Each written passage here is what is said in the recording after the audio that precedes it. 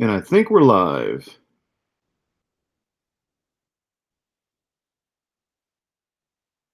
Yes,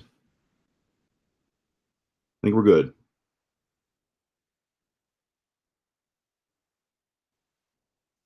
So, welcome everybody to a brand new live episode of Franchise TV. Episode number, maybe this is 3, I'm guessing. Something like that. So, we're racking up the numbers so far. So, it's not too bad. So, tonight, what I got planned, I'm going to actually just kind of ramble off a couple things I've been thinking about in my head about the direction of kind of like the franchise kicks channel a little bit, maybe a little bit of this channel. It's just some things I've been thinking of. And I have next to me one humongous box that has 4 $60 Funko Pop mystery boxes in this one box. And this is the ever controversial $60 mystery boxes that I know we've all heard about that were sold from another YouTube channel. I don't want to go into a whole lot of depth about it because I know we all know about what's going on and everything. You know what I'm saying? So let's do some shout outs. Who is in the chat right now? Let me get this chat going so I can see who all is in the chat right now. Let's see. We've got Kelly Titchener. We got Jessica's Pops and Toys, Alexander Perez, Pops KO. I think whenever I did your guys' video, I think I said your guys' channel's name wrong. I said, was it Pops KO? I think I called you what, Pops Co. So I apologize about that. Let's see. It just scrolled a little bit.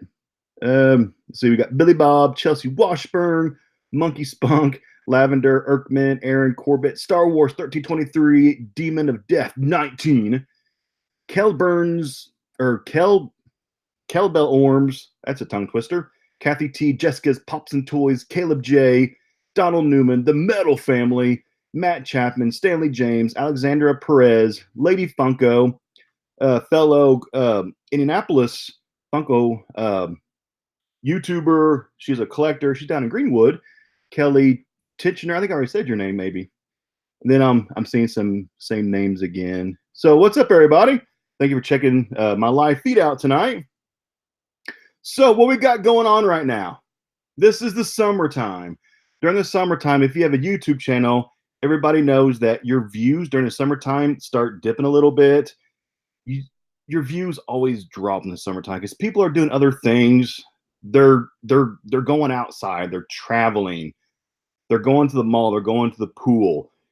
Views always dip during the summertime on YouTube. So this is the perfect time to kind of play with your YouTube channel a little bit, try out some new things, some new ideas, new direction. Hence why I kind of started this new channel right here, the Franchise TV, because I was like, summertime's the perfect time to kind of do a little trial with a brand new, totally live YouTube channel.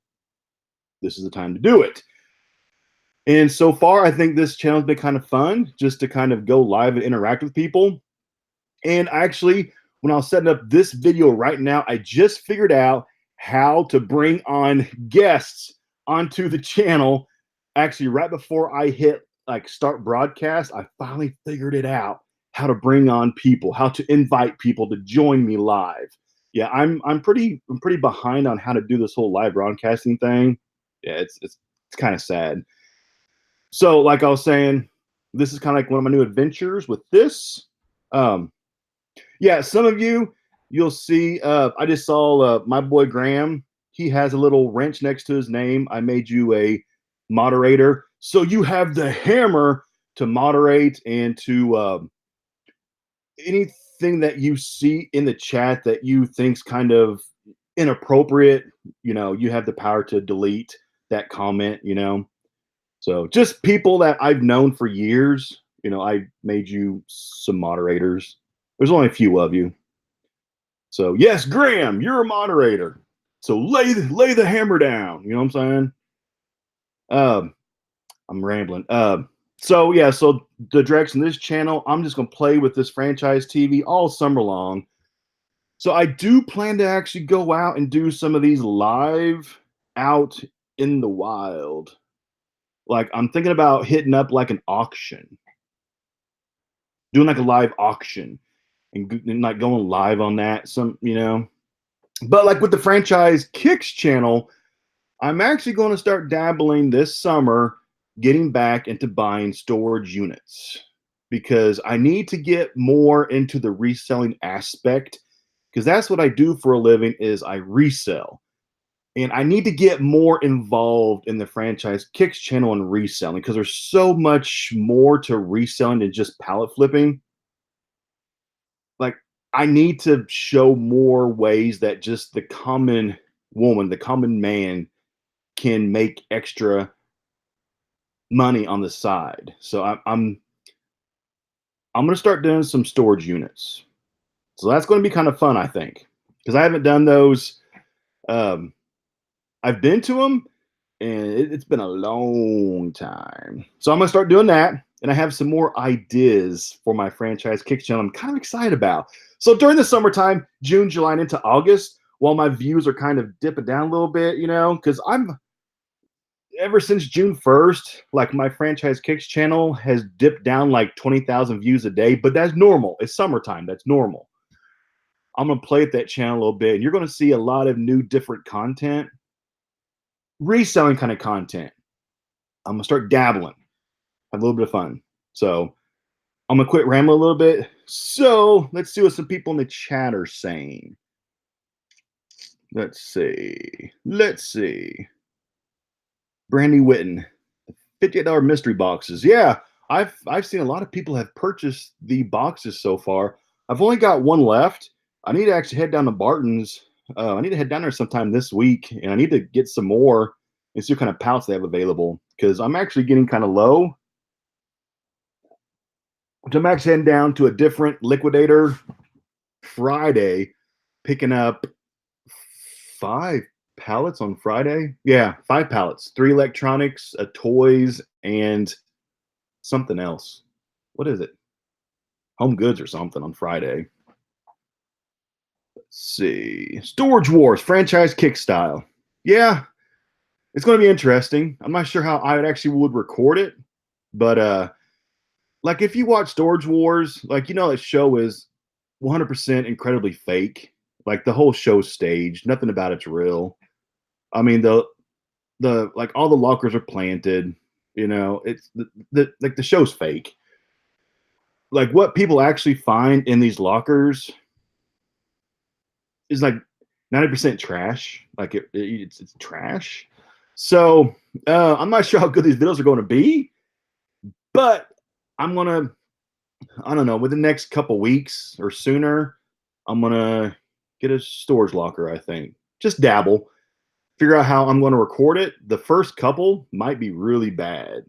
Just my recording style while I'm at the storage locker, while I figure out my presentation of it, or it might be awesome. You never know.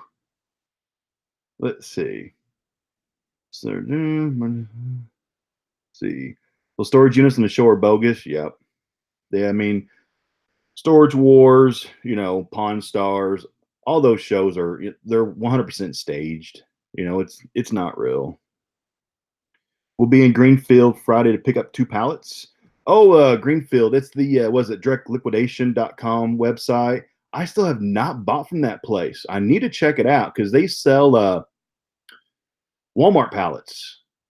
They actually reached out to me. Directliquidation.com reached out to me late last year about doing a sponsored video, and we kind of just lost touch.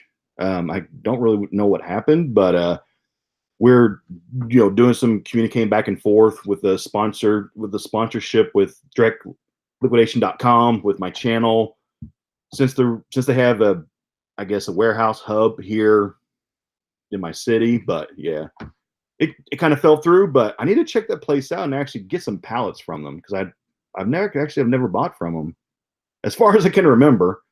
I bought from so many spots. Let's see. Oh, my chat just jumped. Nothing wrong with dabbling now and again. Let's see. Different cameras with tripods. Oh, use two different cameras with tripods. Yeah, I've got two cameras. The camera that I use now, my main camera, and then my old camera I used to use. So yeah, actually, that is a good idea. Two cameras. Yep. With me being a germaphobe, look for I thought about that myself. Nothing from storage units will come into my house. Nothing, because I am a germaphobe. I don't want any kind of bed bugs or roaches or who knows what. So whatever I get from the units will just go into my garage or yeah, which the wife and I we talked about that how we would deal with it, but pretty much is this going to be the first unit that I buy as I go through it and record myself going through it live is pretty much how I figure out how I'm going to deal with the stuff. I'll probably like make a pile of just donation stuff. I'll donate to Salvation Army, local churches, stuff that's not like nasty stuff that I don't want to sell. Then I'll have a trash pile to go down to the dump, and then a resale pile that I'll just take back to the house. That will never touch the inside of my house though, because yeah, I'm a little bit of a germaphobe. Let's see. I just saw a little thing that said hi from the UK, and now it's gone. Direct liquidation. Greenfield has Walmart Regional Distribution Center. Yeah, I need to buy from them. Nova Scotia, what's up? New Jersey, what's up? I saw a Bron Stanley Funko Pop.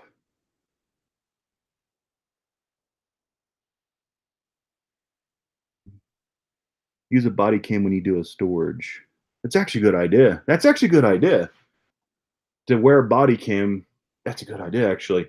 Have a tripod set up, recording, actually go and buy a GoPro, wear a body cam, have those two shots. That's actually a good idea.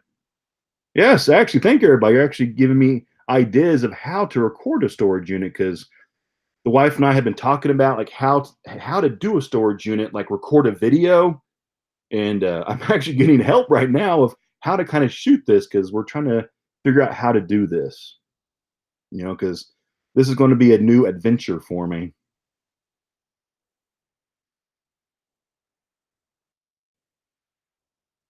Oh, bring gloves? Yes, I'll probably bring like 18 pairs of gloves.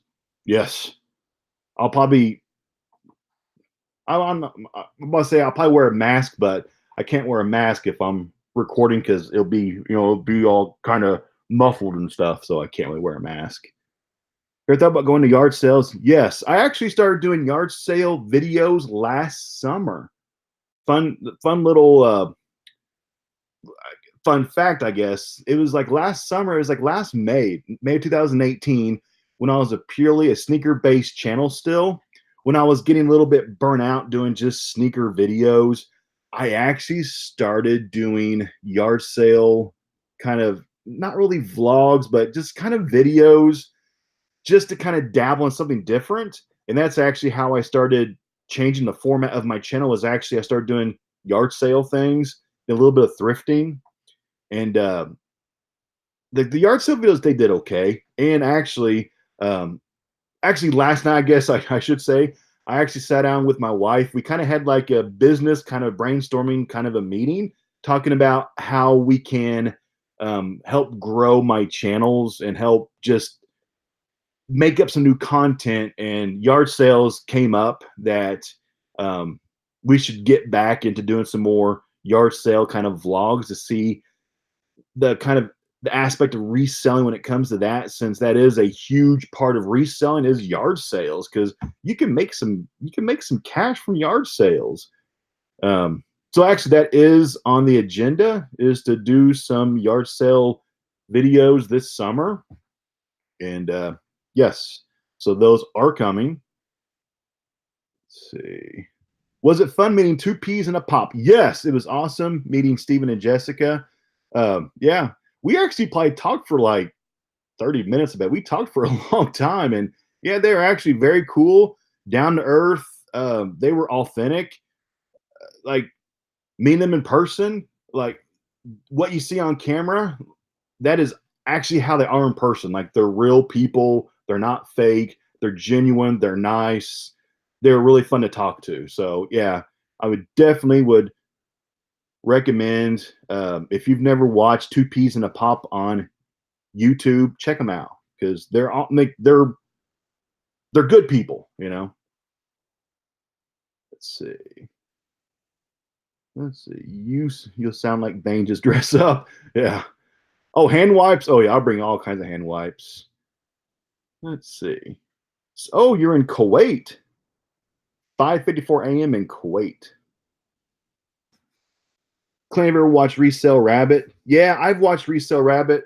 I talked to him a long time ago, like last fall. It was back whenever he had some palette videos that were going viral. I had some that were going viral. Um, and I was probably like 9, 10 months ago. I don't really watch him very much because honestly, I don't want to watch how he records his videos because I don't want to record mine like his. You know what I'm saying? I don't like to watch when it comes to reselling, watch channels that do palette flipping or that do I guess really palette flipping because I don't want to do it how they do it. I I don't want to be influenced by somebody else of how they do it. Um, you know, it just kind of my thing. Let's see. What con did you meet Two Peas in a Pop? It was last weekend at the Indie Pop Con in Indianapolis. Let's see. How long has this thing been live? I'm actually doing this live chat this time a little bit different, and I can't tell how long I've been live so far. I don't know. The last few times I've done it as a quick cam stream through YouTube. This time I'm doing it as a Google Hangout, and it's not showing me like my actual live. I think it's been about 20 minutes or so. But let's actually do this mystery box. How's that sound? Yeah.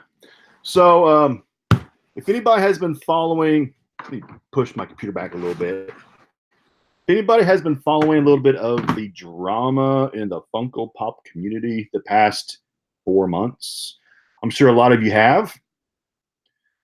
There has been a other YouTube channel that's been selling $60 mystery boxes, and like I originally bought 3 of these way back on January 29th, and the 4th one I got maybe in April or March. And I finally got them today, June 11th. And so there was a total of 1,400 mystery boxes sold, $60 a piece, guaranteed $40 return value. There were some grails, possible grails. So we'll see what happens. I haven't really seen, actually, I haven't seen anybody open theirs up yet. I've only seen some pictures, I think 4 pictures of what people have received so far. And nobody's really gotten out anything big yet. I've just seen some common pops and a couple of low-end store exclusives. So, I mean, I don't know if anybody's got anything out that was big yet or anything. I don't know. But this is what I received. 4 boxes. And they did a live ticket drawing with your name. Still original factory tape. First one. Second one. Original tape job. And the third one.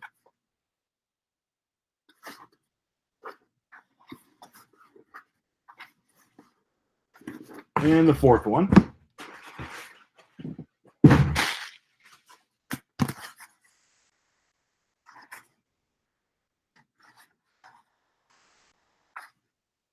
There we go. So the fourth one's like the smallest box. So the fourth one's like just one pop in that box. Let's see. Yeah. Oh my God, there's drama in Funkos. Yeah, Graham, dude, there's drama in every aspect of YouTube. There's drama in the sneaker part of YouTube. There's drama in the Funko part of YouTube. What was it? I was watching YouTube, not really watching YouTube, but on Twitter a couple weeks ago, I guess in like the makeup or health and beauty, or last 2 weeks ago, there was a bunch of drama with a bunch of people who do makeup. I guess a bunch of drama. And I'm not sure if anyone knows what I'm talking about, but it made like national news. So there's drama in like the makeup world too. Or the it's just funny. Oh, Sean Ryan, we're doing the I don't want to name drop the YouTube channel because I don't want to get involved. I don't want to be affiliated. It's the $60 mystery boxes that took 4 months to get. You know what I'm saying? Those are the ones that I'm opening up. But yeah, I'm staying out of the drama, staying out of all that, staying out of the Funko Pop drama. You know what I'm saying? Drama everywhere. Here we go. First one. Everybody ready? Yes, James Charles. Yeah, that was one of the guys with the drama with like the makeup scene. Business card fell out. Popcorn with Flicks. Thank you. Share. Oh, I totally did not mean to read the channel's name. Disregard that. That was an accident. Turn off your ears if you just heard that. Let's see. So these can have between 1 and 3 pops in them. $60, guaranteed $40. 1,400 total pops. What was it? The boxes combined, total price paid was $84,000. The total value put into all the boxes was $70,000. Okay. Here we go. First one in this box. Let me switch screen so I can see what I'm doing. We've got a Star-Lord Chase. Okay. Let me pull up my handy dandy Funko app. Because they went by, actually, I need to pull up actual PPG because they went by PPG prices. PopPriceGuide.com. I'm not sure how to do all that screen sharing stuff. So, yeah. So this one's worth $22 for this first one. Let me pull up my calculator. Let's see if I get my guaranteed 40 back on this first box. 22. Oh, I think there's a glare on that. 22. Next one.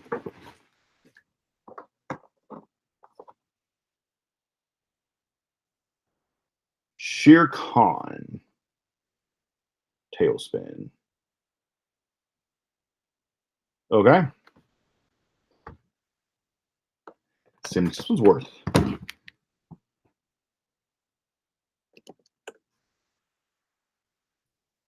Shere Khan is $6 on PPG. So right now we're at a total of 28 bucks. One left. Last one, we've got Dancing Groot, Entertainment Earth exclusive. Okay. Let's see if I hit my guaranteed $40 value. I know I did not get my $60 back in this box. I guarantee you that. Let's see. Dancing Groot is worth $8. Oof. I did not get my guaranteed value back. So box number one, I did not get my guaranteed value. Only got $36 back, guaranteed 40. So, yep, spent 60, got back 36. Yeah. So that's not good. First one down. Not good. We got three more. Three more. I just hope I at least get my guaranteed value this time. Yeah, they're not supposed to round up. And like those three aren't really ones that fluctuate in value much because they're not ones that are valuable that fluctuate very much. The only ones that fluctuate are newer ones that just came out that, like ones that have been out for a year or two that aren't really that popular. They don't fluctuate in price. They pretty much stay where they're at. So next, this one has 3 in it. Here we go. Next one. Let me see. We've got Robin as Batman, Toys R Us. Let's see. I've never seen this one. Robin as Batman. Yeah, so I just figured out how to do like live feeds on YouTube. I have no idea how to do screen shares yet. I'm just learning how to do all this. So this is worth $12 on PPG. No glare. $12. So pull up fresh calculator. $12 on the first one. Second pop. I should write on that first box was only $36. Just because I'll forget. So next, we got Robin. I haven't checked the live feed for a couple minutes because I've got my other screens pulled up. Let me check this live feed for just a second. Let's see. Okay. So Robin. Let's see how much this one's. I'm going back to PPG. This one does have, it's got some damage on the top corner right here. Looks like there was a sticker on it and somebody tried to use a heat gun to melt it off. When they did that, they actually damaged the actual packaging. It melted the actual, like the glossiness of the packaging. Has a bad crease right here. Crease back in here. So this packaging does have some pretty good damage on it. Will hurt the value on that pop. And they said that they would take off price if it was damaged. So this is worth $10, but this thing has some pretty good damage on it. So that's not worth the full $10. You got to take off at least a couple bucks because of damage. At least. I'll be nice and take off like $2 because of damage. So like $8. So after the first two, we're at $20. And the last one is in a soft pop protector. We've got Carnage. What is that? NYCC last year? Yeah.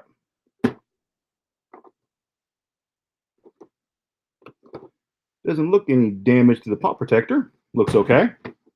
Let's see value on this one. Let's see. Carnage. That says it's worth $21 on PPG. So that's putting at the value at $41. That's taken off a couple bucks for the damage to the Robin, which a couple bucks is being, kind of lenient. Even taking off $3 is putting that exactly you know, $40. So this box, I'd say I got exactly $40 back, like exactly. So box 2, I got exactly my guaranteed, but still lost 20 bucks. Okay, so yeah, I didn't break even. I still lost 20 bucks. But I got my guaranteed 40 back, but lost 20 bucks still. So out of the first 2 boxes, I've lost $24 so far. So it's actually, I'm looking at the chat again. Has anybody in the chat purchased these boxes yet? I'm sure some people have. I know in the chat, Sean Ryan at least was in here. I don't think he bought any. I don't think he did.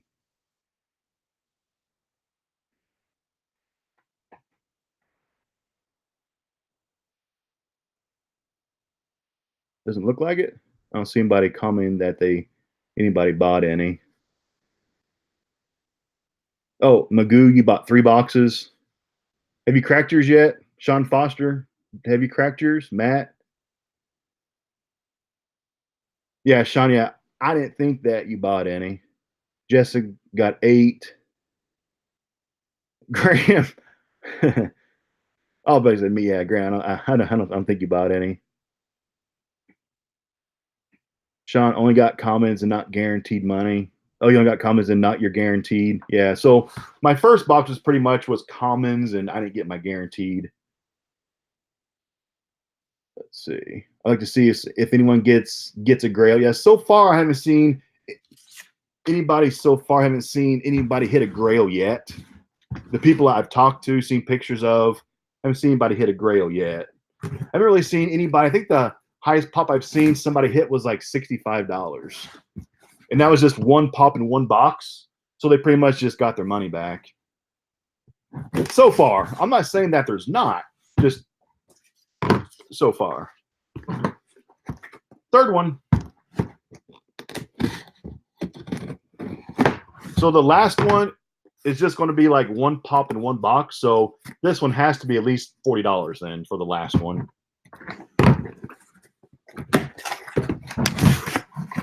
So box number 3 has 3 in it again. How much did I pay for shipping on one box? Well, your first box was 15 bucks. Your second box and beyond was 10 bucks a piece. So I paid total shipping like $45, and they all came in one box. So yeah, it didn't cost 45 bucks to ship that box.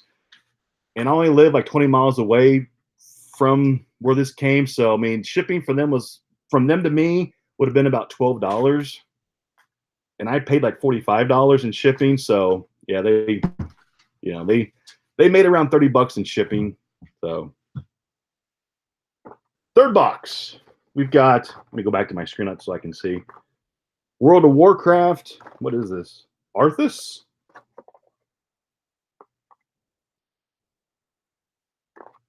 Okay. Nope. Next.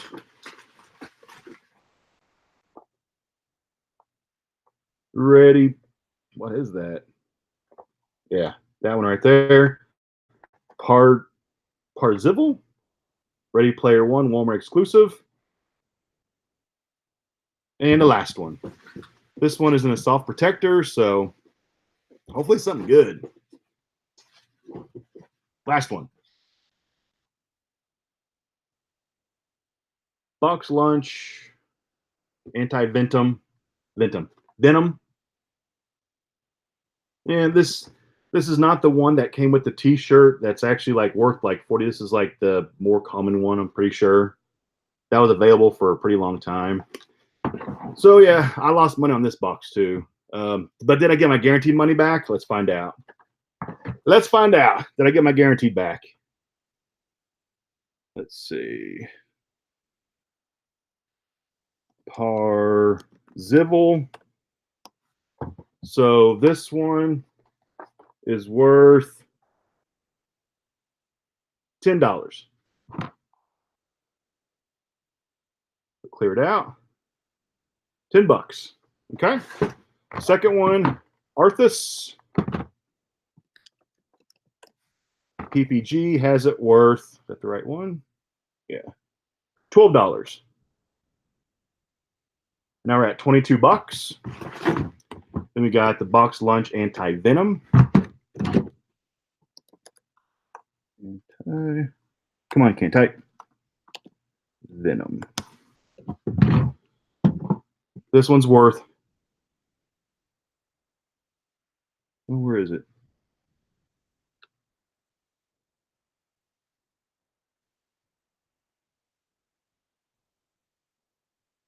$100. Is that it? Glow in the dark. Oh, there it is. 2016. This one's worth $18. So add up these three plus 18. So this box is worth exactly $40. So I got my guaranteed value back again, but of course I lost another $20. Let me get back to the chat, see what people are saying. So the first box I lost. I did not get my guaranteed value back. The first box I got 36 back. The second box I got $40. Second box I got $40. So right now, these are 60 apiece. So right now I'm down a total of $44 that I've lost.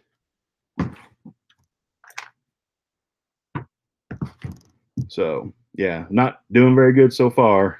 Not doing very good. So got one left. I'm back in the chat. Is TV channel now? This channel right now is not monetized. I've got to get 4,000 hours watched until YouTube will review this channel for monetization. So yeah, I mean, yeah, this channel, I'm not making a dime off this channel right now. But yeah, so right now I've lost a total of $63 plus shipping. So with shipping, I've lost a total of $98 with shipping. I've lost 98 bucks so far. So one left. Last one. Hey, what's up, the Luau? Last one.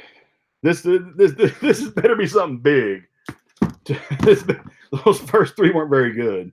Like there was nothing good in those first. I think the highest pop was like what, like 20 bucks. I think was the highest, or $22. I think was the highest pop in 3 boxes. That is not very good. Yeah, supposed to be like epic grail mystery boxes, and so far a lot of common pops. Last one. One pop.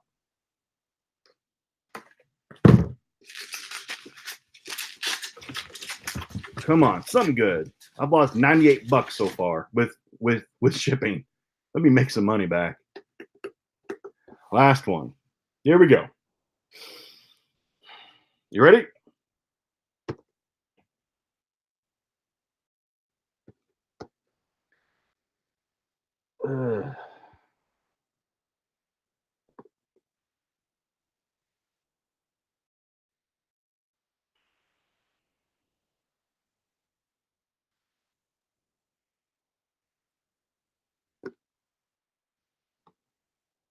Let me look it up on PPG. Pebbles. $46. So got my money back, or not my money back. Got my guaranteed $40 value. Oh, dropped my remote. So on that one, spent 60, only got back 46. So I lost on every single box, all 4, every single one. So glad I only bought 4 of them. I'm glad I only got 4.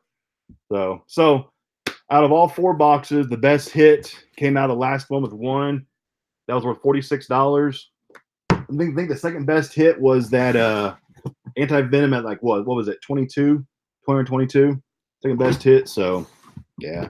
So pretty much I got a bunch of common pops that I got to sell off now, and I can't get full price, or I can't sell mine, or I can't sell common pops for full price. Like I usually sell mine for half a PPG.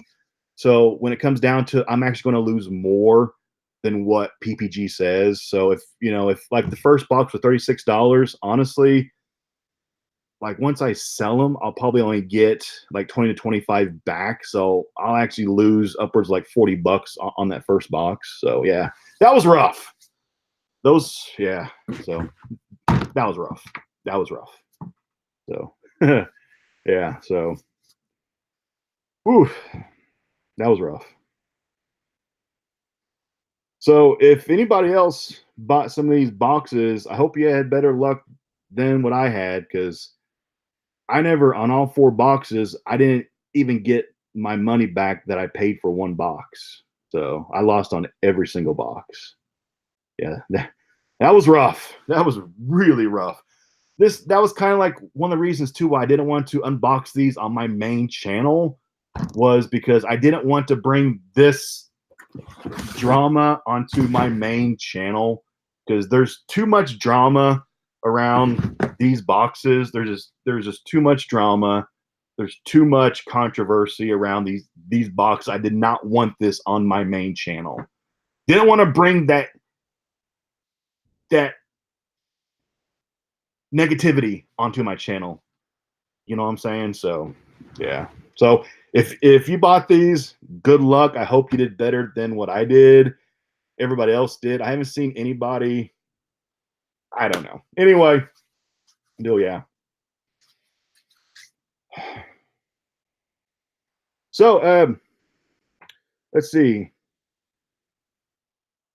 Our two peas in a pop still in the live chat.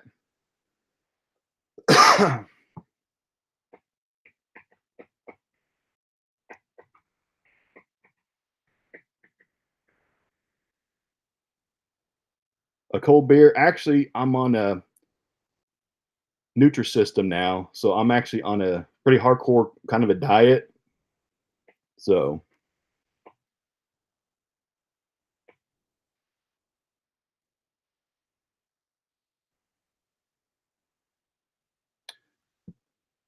sticker two peas. I'm just reading through like the chat right now. Yeah, I wanted to kind of open these up live on this channel. I didn't want the negativity that these boxes brought onto my main channel, but I wanted to kind of document at least what I got. I wanted, what I'm saying? So if I got a grail, at least I could say, I got good stuff, So cosmic brownie. So yeah. Let's see. Zach or Two Peas or Luau. Does anybody want to come live onto my channel right now? Because I figured out how to bring people onto my channel. At least I think I do.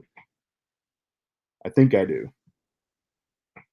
If anybody wants to kind of come on and kind of chop it up a little bit.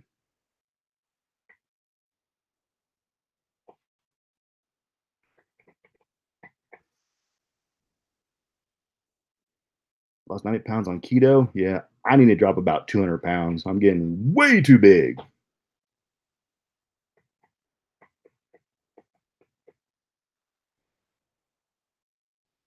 Do I suggest to invest in pop? No. No. Luau.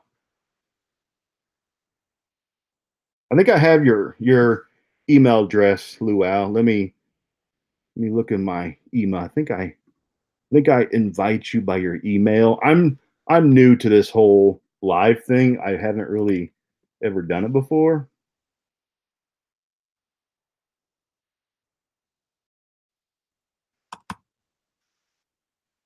The Luau. Why isn't it pulling up your email?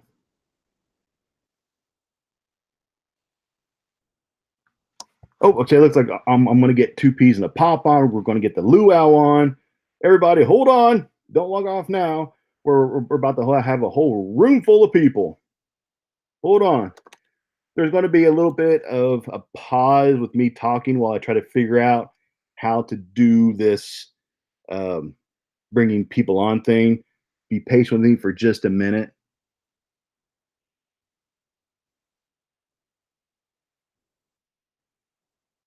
Invite people.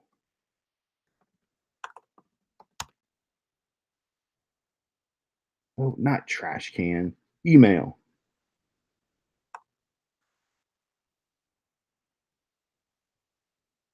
Come on.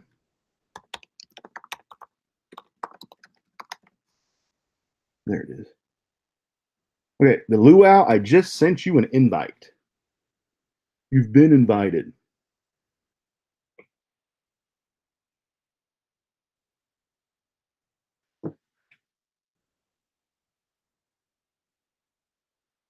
Okay, there we go. I don't think I actually have the email address for 2 peas and a pop, though. The email address for 2 peas and a pop, though. Can you hear me, Clint? There it is. What's up? Luau, I just sent you an invite. Oh, I need to invite. Unmute. What's up, man? How's it going? I'm just living the dream, man. How are you? Good. I'm glad I got to see you open these boxes. Yeah, I wanted to do this live on camera because I just, you know what I'm saying. They're drama filled. I mean, at first, I actually talked to a couple other YouTubers about not even doing these on YouTube at all, just doing them upstairs, open these things up, just wash my hands, being done with it. But I was like, no, let me at least do it on this new channel that's not my main one because I didn't want my main one attached to them. And so I just wanted to at least show my firsthand perspective, you know. Now I'm kind of glad I did because so if somebody else who doesn't have the YouTube platform or social media, if they, because there's some people bought like 8, 10, 12, 20 of them. I know. They bought 20 and they got like what I got. And, you know, they'd say, well, if franchise kicks, if he bought 4, I bet he got 4 grails out, you know. And then it'd be me trying to defend saying, no, I didn't. Yes, you did. You didn't put it on the YouTube. I wonder why, you know. Then so I was like, I kind of have to, but I don't want to do it on my main channel, you know. I have 4 coming. I haven't got them yet, but I haven't decided what I'm going to do with it. Am I going to do it live? I think I'm going to do them, but I don't know. It's hard to say. After seeing yours, and I think I saw 1 or 2 other people's, they don't look good. I mean, they're rough. I mean, I'm not saying that there's no grails in them. I just haven't seen anything. Like the biggest one I've seen so far, like I said, I think it was like 65. It was that Jiminy Cricket. Yeah. It was like 65, 68, 63. It's pretty much you just got your money back. Like that was the biggest one that I've seen so far. Like that was the biggest one. So, it'll be interesting to see how it goes.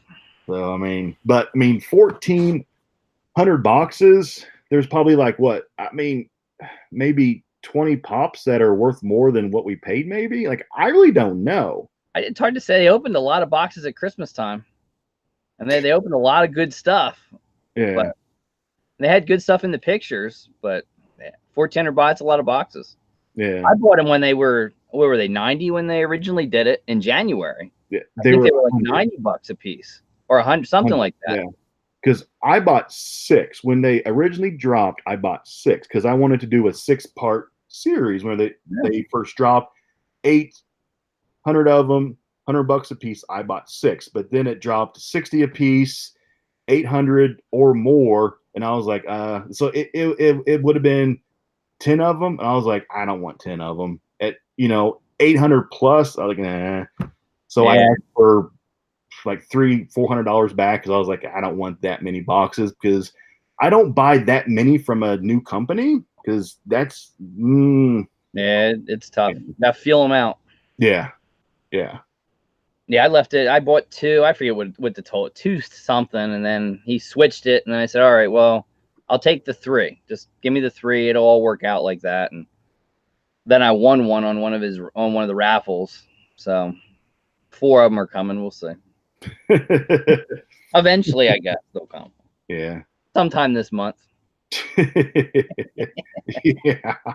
But yeah, it's a lot of drama. It's a lot of drama. Yeah. But I mean, I think everybody, if you're on YouTube and you do Funko Pops, you've learned from this experience of how to do mystery boxes. Oh yeah, you learn what not to do and how to properly, how to properly put value into Funko boxes also. Oh yeah. You know. Oh, I just got about ready to invite 2 peas in a pop. We'll have to see if they did a video. I know they got a box. Yeah, they got a box, but they said that they weren't going to do it on their channel. Yeah. 2 peas.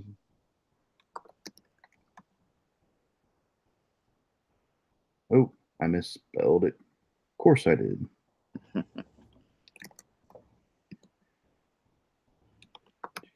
The AEW event looked pretty awesome. It was awesome, dude. It was awesome.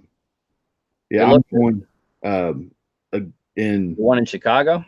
Yeah, or that goes on sale Friday, but then I've already got tickets for August in Jacksonville or July in Jacksonville. I've got for that, so I'll be flying. You're doing good things next month, and August in Chicago. I'll be buying those. But I'm not going to Fighter Fest this month. I'm skipping Fighter Fest. Yeah, WWE one day they might be in trouble. Oh, it might be. Oh, we got a room full. There we go. There we go. We got a room full. There we are. All right. So you guys want to see what our big pull from our box was? We only bought 1 box. Yeah. We are not doing a video. We decided not to. There's just too much negativity surrounded it for us to put it on our channel. Yeah. But here, you ready for it? Let's see it. You ready? You got brace yourself. It's big. It's big. Okay. I don't know if you guys are ready. I don't think I don't think the chat's ready. I don't think so.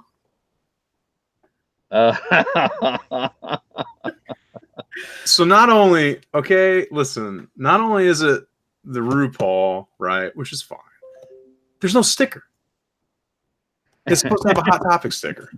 Value a lot. Yes. And then our other 2 pops aren't even worth mentioning. It's a $6 and $7 pop. Yeah. Oddly enough, was a Harry Potter and a Venom pop, but oh my. So Oh, this is what we got. Yeah. They pulled a lot of them at Christmas time. A lot of RuPauls. Yeah. So at least you can say that the YouTubers did not get, rigged boxes. No. None of us got our money back. So yeah, if anybody was going to get a rigged box, it would have been you. Yeah. I lost every single box. I lost a total of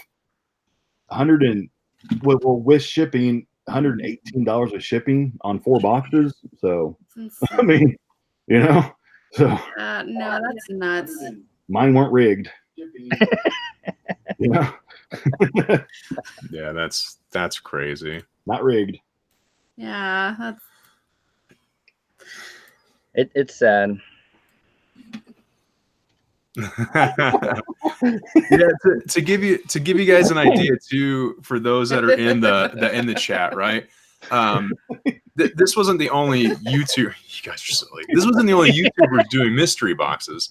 We actually purchased and already posted the video of a mystery box we got from Funko Pop Central. Mm-hmm. Now, of course, everyone's gonna give us flack because we pulled a Grail. I get it, but he only did like 30 boxes. Mm-hmm. He built a website for it. So basically, he came up with this idea. He tailored the idea before he announced it on his channel, and then by the time the announcement happened on his channel, he kept it manageable, website, professional. There was even a mess up. There was an error in ordering. He fixed it within a day. Boxes got shipped within 3 days. Mm-hmm. It was just really well done. I don't want to. I had them all ready to go, and he seems on top of it. Yeah, the only reason I want to mention it is because all this stuff is happening right now, and I don't want it to like shy away. There are some people that do YouTube, that do mystery boxes and pops, and actually can get it right, Yes. and like care about the community and want to actually put that good value. This top Grail sit and there and be like, oh my gosh, we're gonna keep adding more Grails, and these boxes are gonna be amazing. And just for people that see YouTubers, because they're not like, there's a lot of them that are doing mystery boxes, and some of them are actually good and well done. Sure. Yeah. So the one that you bought from Pop Central, Mm-hmm. the one that you got, the tricks, that wasn't like the top hit, right? It was No. not. It wasn't. It was actually the Like bottom. So he had 3. Something. Yeah, there was 3 big Grails in that. You could have got the bottom one, which is tricks. The middle one was holographic Darth Vader, which is like a $300-$400 pop. And they had a Cheshire Cat, which is an $800 pop. This is out of a $50 box. And on his channel, he talked about he really wasn't doing it to kind of make money. His scheme was to just basically break even. He was more or less just downsizing his collection and giving back to the Funko community. It was just well done. Have you guys bought anything from anybody else? I know there's a few other people that are doing. I have one from his. I haven't opened it yet, but I have one from Funko Pop Central, and then I did his the sticker one, sort of like the raffle for the metallic Dumbo. Okay. I did that. He's decent. He's a nice guy.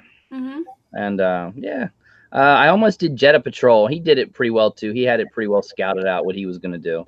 I didn't, but I bought a lot of stuff from him in the past. So, but he did good. The Spastics are good. Oh, Spastics are great. Curtis over at Spastic Pops is fantastic running his company over there.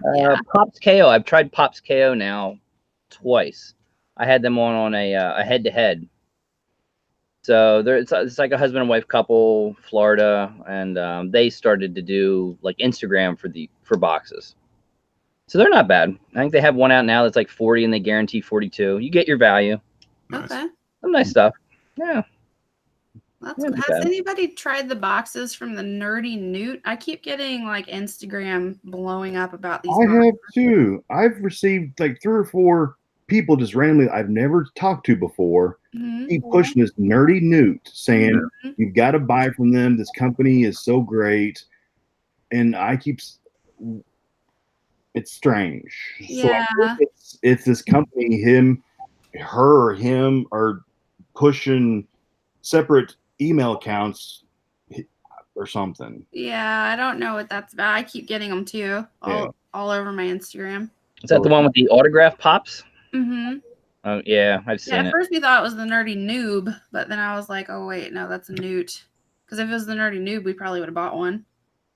So it's not just me, because they hit me up on Twitter, Instagram, both of my email addresses. Oh wow! Comment sections saying Nerdy Newt, they're legit, new company, gotta buy them. They'd be great for your channel. And I was like, why are you pushing this company I've never heard of? Yeah, strange. They came out of nowhere. It's just strange. Yeah. Of course, I didn't buy them. I'm like, no. Yeah, no, we didn't buy them either. We wanted to see if anybody else that we knew had any experience with it. That's the same. Not touching them. I'll let the Luau buy them first. No, I'm not even gonna touch them. If you buy them first, I won't. I will give you pebbles if you buy their box. Hey, I'll tweeting that up, man. You got a RuPaul coming your way. Huh? Oh my. If you buy their box, I will give you pebbles. And a RuPaul's a throw-in. Well, that might be tempting. I might have to think about it. Hey, I'll even give the 0.35 millimeter pop. Come on. Dude, this is deal. Yeah. We decided for you. It's a deal. You've been chosen. Oh my. Well, we might have to think about this. You've been chosen. Don't make me throw in another one. Oh no. Look at that sticker right there. Look at that Walmart sticker. Oh, that's a good looking sticker. Oh geez, I can't wait for these boxes to come. So I don't know if I missed it, Luau. Have you decided if you're opening it on video or on live? I haven't. I did get a message from Rob because I won a box from him when they did their initial drawing. I won one, and I didn't use my real name. I just used, I used my real name, but not the Luau. Yeah, I think he put it together because he sent me a message back. I'm looking forward to seeing you open them. So I'm probably leaning like I might not do it, but yeah, it's a lot of drama. it is a lot of drama. And some people still, they still back them up. They still support them, and then you have a good bit that don't. So. Well, it's gonna get even worse now that everybody's actually opening the boxes. Oh yeah. I don't know how they come back from this. I don't either. I mean, like the people who bought 8 and 10, I would love to see them at least get 1 or 2 boxes that at least got their money back. Because if they don't, it's even worse. Yeah. It's going to be even worse. I mean, these people, like there was one person in their group that I think bought like 22 boxes. Yeah. I think it was 22. Wow. I'm pretty sure it was. It was like 21. It was a stupid amount of boxes. And I honestly hope that they get at least 3, 4, 5 boxes where they at least get their money. Yeah. $50 back, because if they don't, I don't know how the 2 people who ran these are going to defend themselves. I don't know how. So I mean, if I sell these in the future, my own version, I'm going to guarantee your money back. If you spend 50, you're going to get 50. If you spend 80, you're going to get 80 plus. No. I'm guaranteeing you're going to get your money back. Yeah, either. So I'm good with either. So again, we obviously talked about the same thing, right? Mm-hmm. We open up a lot of mystery boxes, and we have a lot of things that don't fall into our collection, duplicates and so on and so forth. Mm-hmm. And eventually we said, hey, we could probably do mystery boxes at some point. We would just want to do it a little bit more controlled, right? Either, in my opinion, this is totally just my opinion, if you're going to do mystery boxes, you either do them where you're guaranteeing value, you do few of them, guarantee value, you make your money back, you do fair shipping, however you want to sort that out. Mm-hmm. But you do a few, 30, 40, 50, controllable number that you yourself are comfortable with. Or you do 30, 40, 50, a controllable number, and then you do the risk reward, except the risk reward needs to make sense. Mm-hmm. If you're going to do 30 boxes, and let's say at $60 a pop or $70 a pop, there needs to be grails in there that make sense to make the gamble worth it. Whereas in what I feel like with this situation, 1,400 boxes to maybe get a $300 pop, it didn't make sense. Yeah. But when we purchased them, right, it made sense because it was even a smaller number and the number got larger. Mm-hmm. It was just, and again, so many opinions on it, I know, and I'm not, I don't want to get too involved in it, but it's just, I think, a small amount under a controlled number that makes sense for both yourself, the person selling, to either make money or break even, and the people that are buying, whether it's a little bit of a risk reward, 40, 60, or if it's a full guaranteed value, but lower amounts of grails, right? Here comes Sean Ryan into the chat. He wants to come in. Sean's always a trip. But Clint, while we're on, are you game to join us for the October football game? Yes. Oh, October 22nd. Yep. Jeez. Yeah, that pulled right out. Yeah, it did. I'm excited. oh yeah. Look, we can get new matching cups. Are these going to be box seats? Because the bad guy only gets the best. Yeah, as we saw for PopCon, right? I had the normal badge, and this guy over here has the press badge.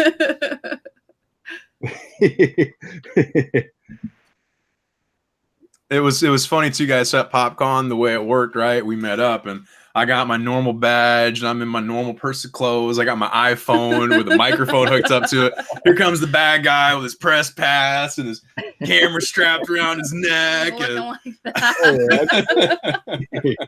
I look almost good. Yeah, we thought we looked official until you showed up. But you see, what was nice though too is that you had to buy your pass, right? Mhm. Yeah. Press passes were free. What? I got in for free. Unbelievable. That press pass got me in all weekend for free.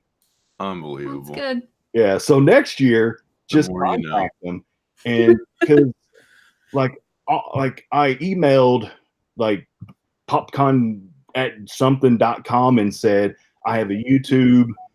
Here's my link. Here's my Twitter, my Instagram. I do videos on some pop culture stuff, unboxings. I would like to do a vlog on it.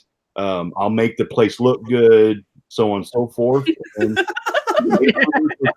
press passes. And I was like, cool. Got me in for free. So that's why I went. I mean, if I had to pay to get in, I would not have gone. Yeah, it was fun. We paid for all 3 days. Mhm. I think it only really needed a day. Yeah. Like a full day for the size of what it Definitely a was. Saturday con. Now, we got a fun story about something that she did the first day we were there. And it was something we videoed, but it didn't make our montage because montages are hard. Okay. Whoever thought of a good idea to make them, those things are freaking difficult. But first day she was there was a Thor walking around. It was a really good Thor. He's great, Thor. And so we're videotaping, and she grabs the camera and she goes up to this guy and she's like, hey, do you mind if I pop you in a video? And he's like, yeah, sure. And the guy's checking his hair and stuff. And so she gets into the video, right? She got the selfie going on. She looks at this dude and she goes, you're not Clint from Franchise Kicks. And the dude just goes, what are you talking about? I swear to God, we saw this man 58 times the rest of the day. Yeah. He avoided her like the plague. He did. He was like, him out. what is going on? I even said, sorry, it's for our channel. I'll have to make that an outro of a video at some point. Oh, you will. That was great. It was great. I don't think I've made anybody that uncomfortable since I was in high school. I don't know. You were following those Spider-Mans really creepy. Those Spider-Mans liked me. Let's not to mention the Stone Cold that you were really, really weird with. That was a good one. That was a good one. She turned around. She goes, oh, my. No, I didn't. Yes, you did. Because I saw the video whenever she turned the corner and she saw the Stone Cold guy, and she literally like you saw her soul light up. Like she literally, I saw her soul leave her body, fall in love, Yep. go back in her body, unfall in love, and then re-fall in love with Steven again. That's the best part. Is not only did you see it and I see it, but so did the guy that was Stone Cold. So when it came to taking a picture, he got just right up close to her. That was so bad. Oh, I appreciate you guys right now. It looked like it was a lot of fun. Good fun event. It was a good time. Yeah. Yeah, like you said, we definitely would want to probably go again next year, just maybe for 1 day and not 3. Yeah. It wasn't a big enough event to warrant 3 days. Warrant 3 days for sure. Because we paid for 3 days and we didn't even end up going on Sunday. Who is the main celebrity there? Justin Rowland and Jason David Frank will probably be the two build main celebrities there. Yeah.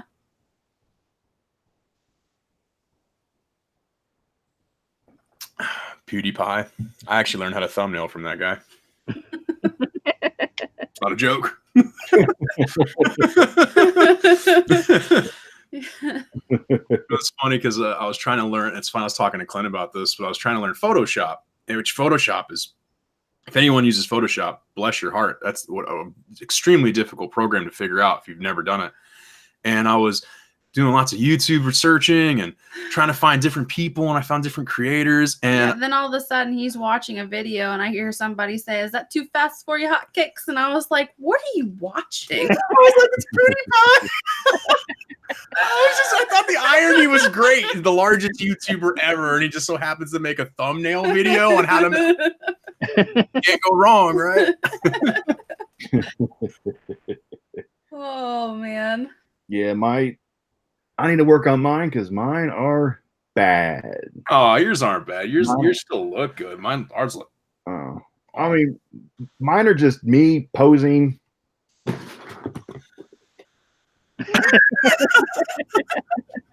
That's all he needs. You know what I'm saying? I mean, all going on. You don't need anything. Yeah, else. right.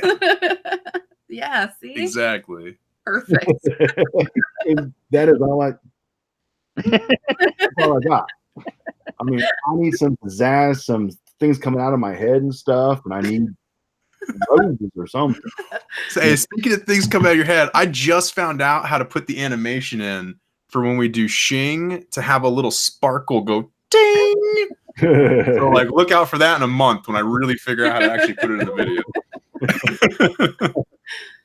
Well, you can sit down and play with it, and you end up playing with those apps for hours trying to play with it.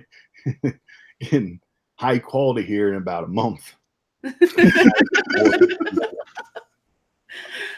Are you using Canva right now? Using what? Canva? I don't even know what that is. That's what we use for the bulk of our thumbnail. When we started first thumbnail, we used a free thing called Canva, and it worked out pretty well for just basic stuff. Mine, I make an iMovie.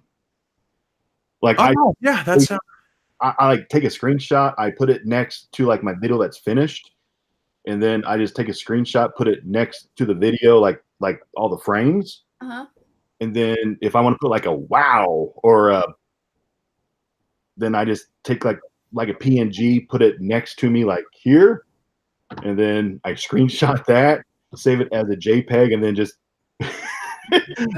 that's my thumbnail. I am wicked jealous right now. I don't know what to do. That's how I do it, and that's not how you're supposed to do it, but that's how I do it. Yeah, it works. It's in iMovie. That sounds a lot easier than what I watch him go through. It's not funny. Hey, I'm learning this Photoshop stuff. Is not a. It's hard. It's hard. No, it is. It's like its own language. You got to learn command prompts and delete doesn't delete like you think. It's just nothing works like you logically sit there and think it does. Yeah, and then once you learn the layers, that looks really scary. Yeah. I am so happy I don't do the editing. We got some future thumbnails coming. I got a Blue's Clues background on one. I got a Mortal Kombat background on one. I'm going crazy with it. Did you say Blue's Clues? Yes. Background. Let me see if I can get it. So it's a box, and they drew the mailbox from Blue's Clues on the box. So we're holding that box, and he was like, "We need a Blue's Clues background." Makes sense. And it looks like you just changed your backgrounds. How you do them? They look good. Thank you. Thank you. Yeah, I do it. I do it quick. I forget what I use an app on the iPad.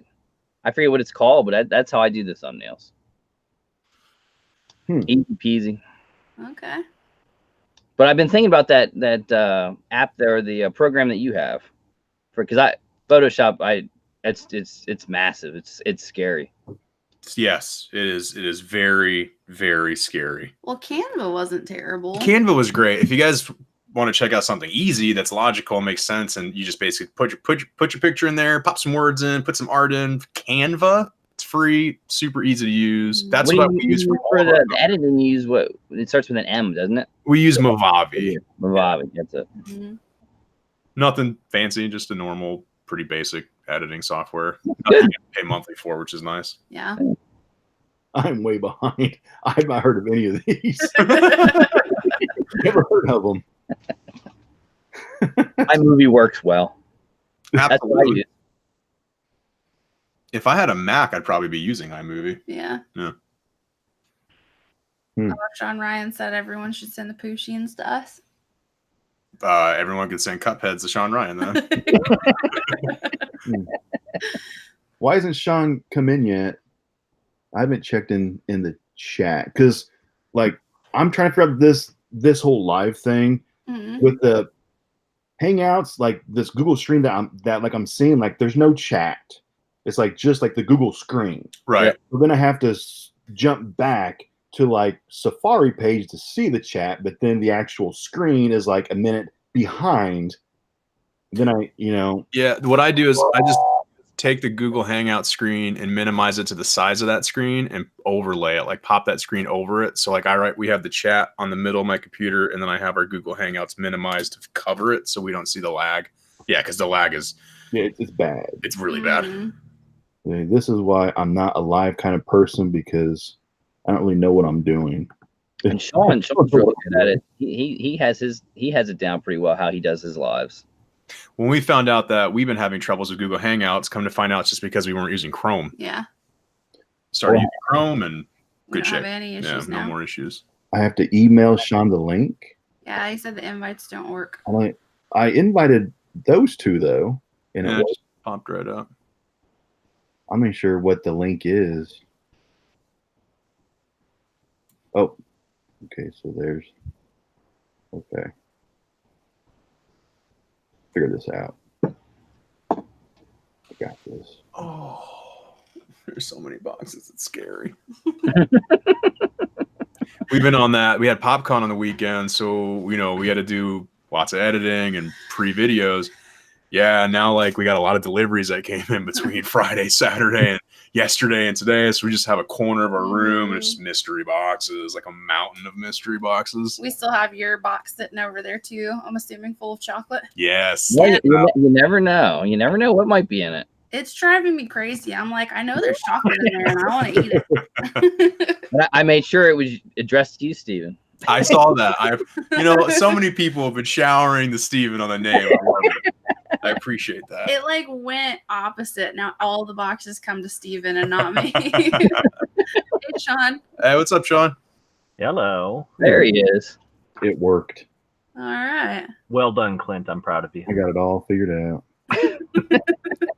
Bear with me, people. Someone asked what pop we picked up. The only pop we picked up at PopCon, and this was sheerly because every booth was extremely overpriced outside of Galactic Toys. So good job, Galactic Toys, for being fair. We picked up the normal Shenron. We didn't have it. We had Jade Shenron, Gold Shenron, but we didn't have the normal Shenron. And that's because Galactic we picked Toys it up selling it for $25. $25. So yeah. it's like $15 under PPG value. So we're like, deal.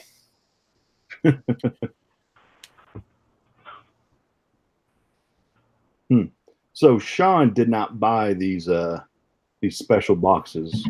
No, I'm not very gullible. What are you trying to say, Sean? Yeah. That anyone who bought those boxes should not have any form of electronic payments available to them.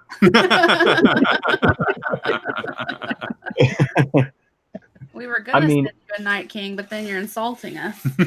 No, I mean numbers alone. I contacted Rob. I've actually bought stuff directly from them before, and once I saw the numbers behind the boxes when it was 800 originally, and they were doing them at 90 or 95 a piece, I told him his numbers were obscene.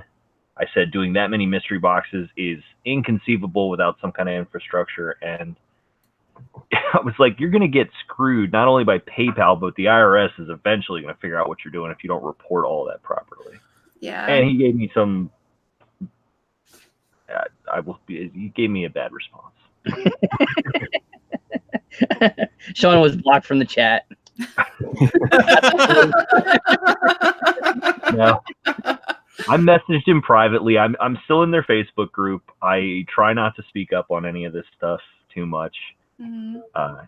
Like you guys, I don't want any of the negativity either. I just want everybody to have fun, and I'm really hoping some people do pull something nice out of the box. Oh yeah. Yeah.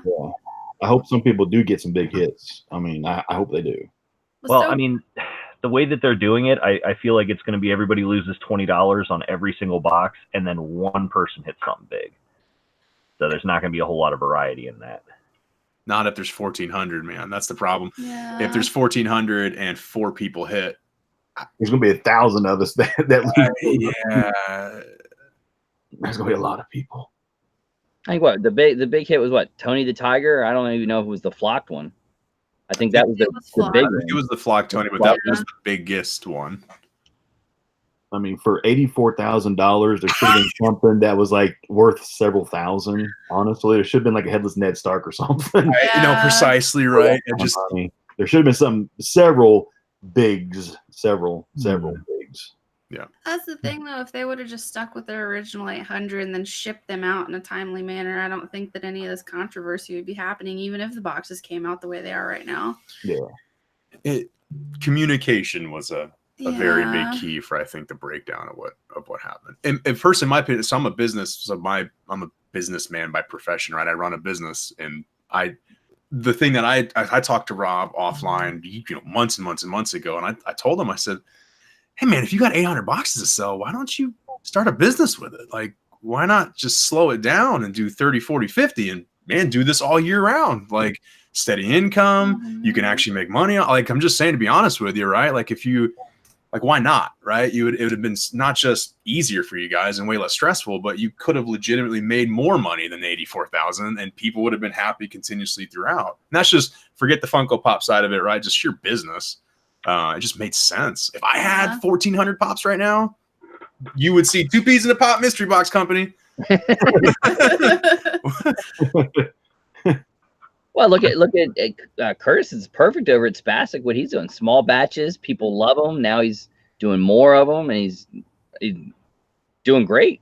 Yeah, absolutely. A great new company that was new. Thank you, Sean Ryan. I think you introduced the world to Spastic Pops, and he's just doing great. He's flourishing.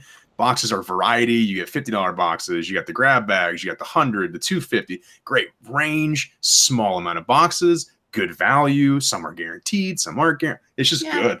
Wait, Sean Ryan, you seem to be the guy to get the companies out there. We need you to buy a Nerdy Newt box. Yes. You might have already bought one. I was in the chat yelling, "You guys want to send me those pops? I will buy a box from them." I'm not scared to try a new company, but Kurt. It's got your name on it, buddy. I mean, right here. I wish it was flocked.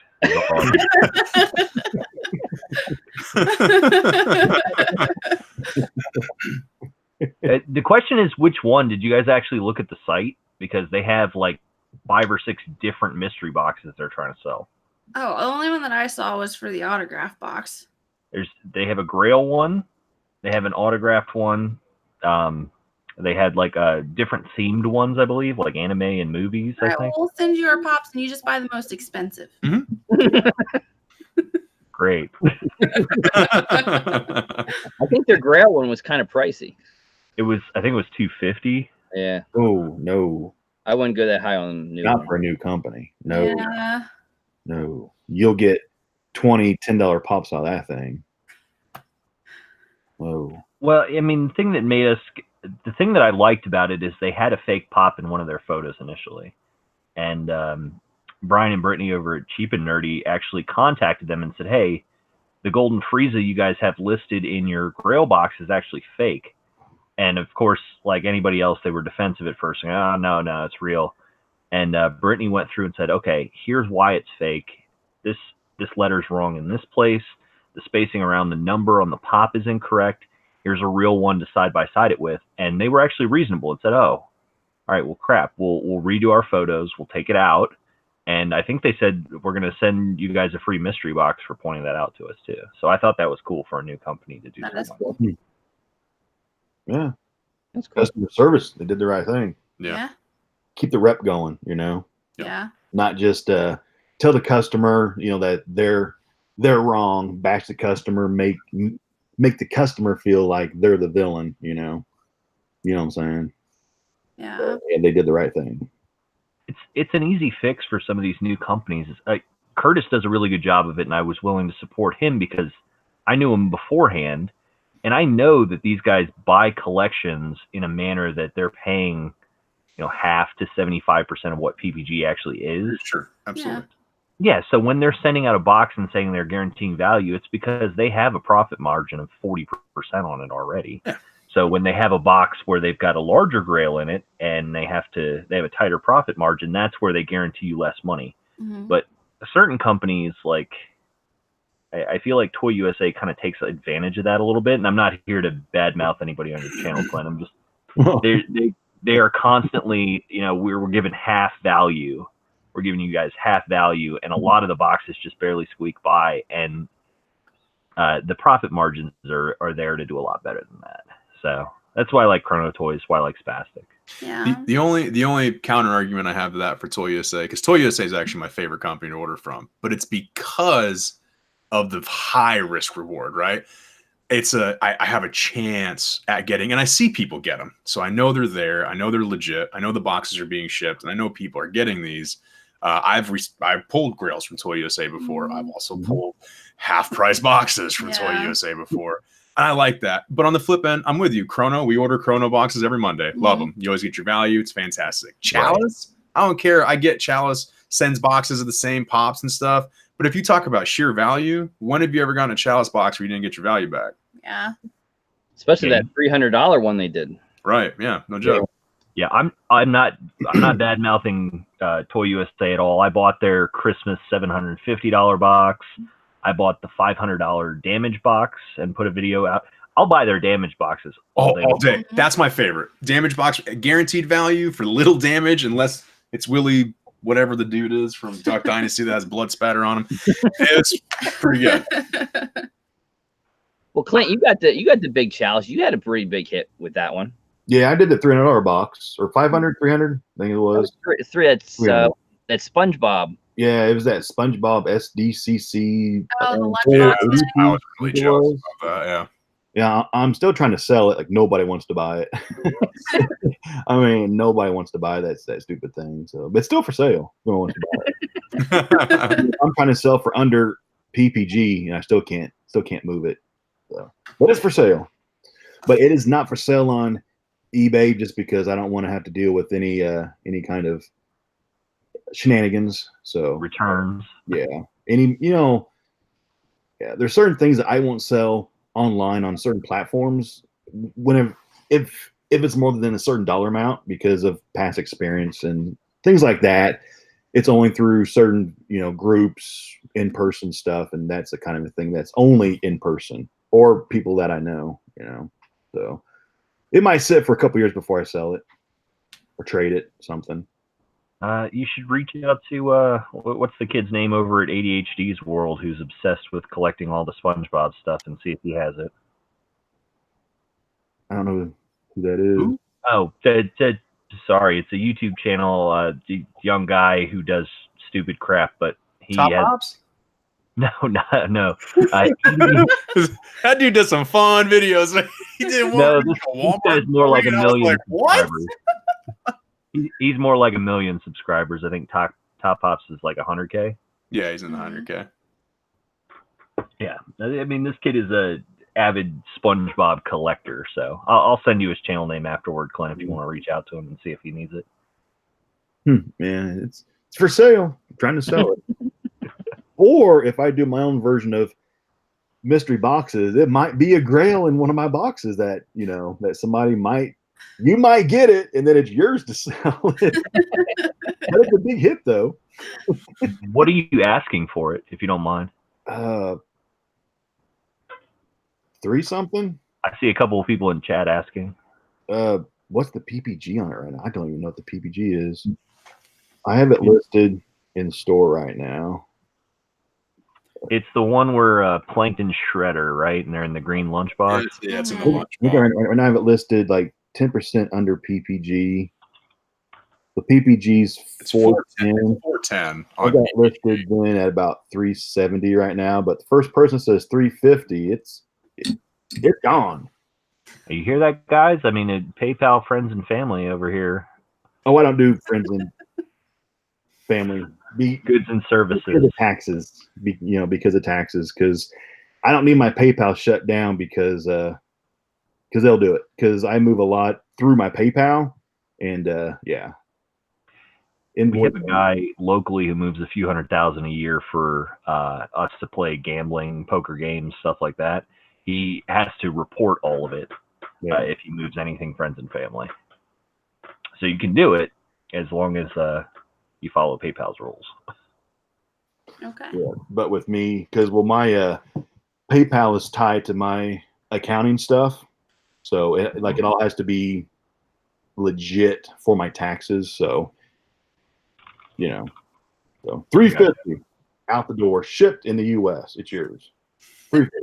It's worth $410. Take it. Take it. Now I'm tempted. Take it. 300 and RuPaul. I do not want RuPaul. If it had the sticker, though, then I'd want it. And you got burned on that. If it had the sticker. Well, what was it? Anthony over at Freaky Funko, when he had the Hot Topic girl, said they actually have rolls of the stickers. I don't know how easily they would give it to you, but they do actually have a roll of the stickers. Ours would better give it to us for freaking free as much as we buy Hot Topics, though. Jeez.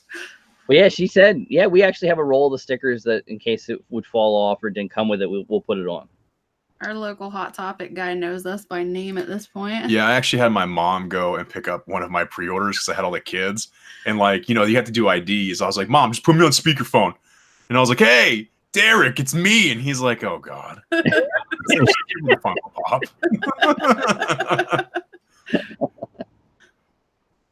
Well, everyone's going to go wild for what the Chase Eeyore diamond one. Yeah. That one in, what is it, the Lion King box that has the 6-inch scar shape? Yeah. I'm excited about that one. Yeah. Yeah, there's going to be a lot of people after that. Well, did you see that they put their like Aladdin box and their Cruella de Vil up for like $10 one day? I bought them. Yeah. Did you clean them out? No, I don't have the space to clean them out of the oversized stuff. Should have cleaned them out. See what my desk looks like? This isn't a display. This is just extra stuff that's here. See our closet. Yeah, we my might bedroom. now clean out. We have a sizable walk-in closet. But at this point, every storage thing that's on a big shelf, we have to clean all of it out because So we can just start need making more room room for for pops. pops. Yeah. We're literally starting to think about this is bad, but we're going to retire some pops from our collection so we can just put them in storage. Yeah.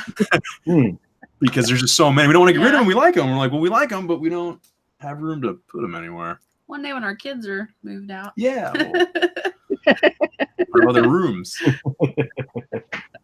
This is the addiction side of it, Clint. Yes.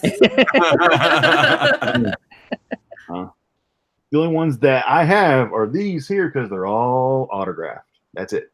They're all signed. They're the keepers. I think I have 7 autographs on the desk out of the 200 pops that are sitting on this desk. We're starting to get a sizable autograph collection. Yeah. Outside the ones that we end up giving to my freaking brother. Speaking of autographs, I might have one you guys might like. Ooh, who you got? What is it? The Alex from Chucky is coming in, I think, in another couple weeks. That's awesome. Did you get that one, Clint, from Dark Parlor? No, I passed on it. Man. I didn't want it. Yeah, Jess would love that. Yeah. The only thing that's cooler than getting an autograph pop is actually going and meeting the person and watching the autograph. Yeah, it's actually getting the autograph, Yeah. right? That's why I like sitting watching Clint when he went to the AEW and the wrestling event, just sitting there watching him get to meet all of them. That was neat. Yeah. Which I need to put up part 2 still. I need to edit that because I still got to put up because I met Billy Gunn. Billy Gunn, I didn't even know he existed still. Oh yeah. Billy Gunn. He was nice. Like we talked for probably like 20 minutes. And well, I should say he talked for 20 minutes. That dude just talks and talks and talks and talks and talks and talks and talks. He's a talker. He told me about the WWF days and DX, and that dude talked forever. But he was nice. And then I guess that was day 3 of StarCast. Then with Matt Cross and then SCU and Bret Hart. That was all. We'll be on part 2. There might be somebody else. And then of course Did they do anything with Kenny Omega? Did you get a chance to meet him, or he didn't come out? Do it now. I was kind of bummed. He didn't sign. Chris Jericho did not sign. Those 2 I was kind of bummed about because I wanted to meet them. You know how Chris was scheduled to actually do his podcast live on Sunday? Oh, that'd have been cool. he was like one of the main draws for StarCast that they hyped up and advertised and advertised. Well, Chris actually pulled out, canceled a month before StarCast.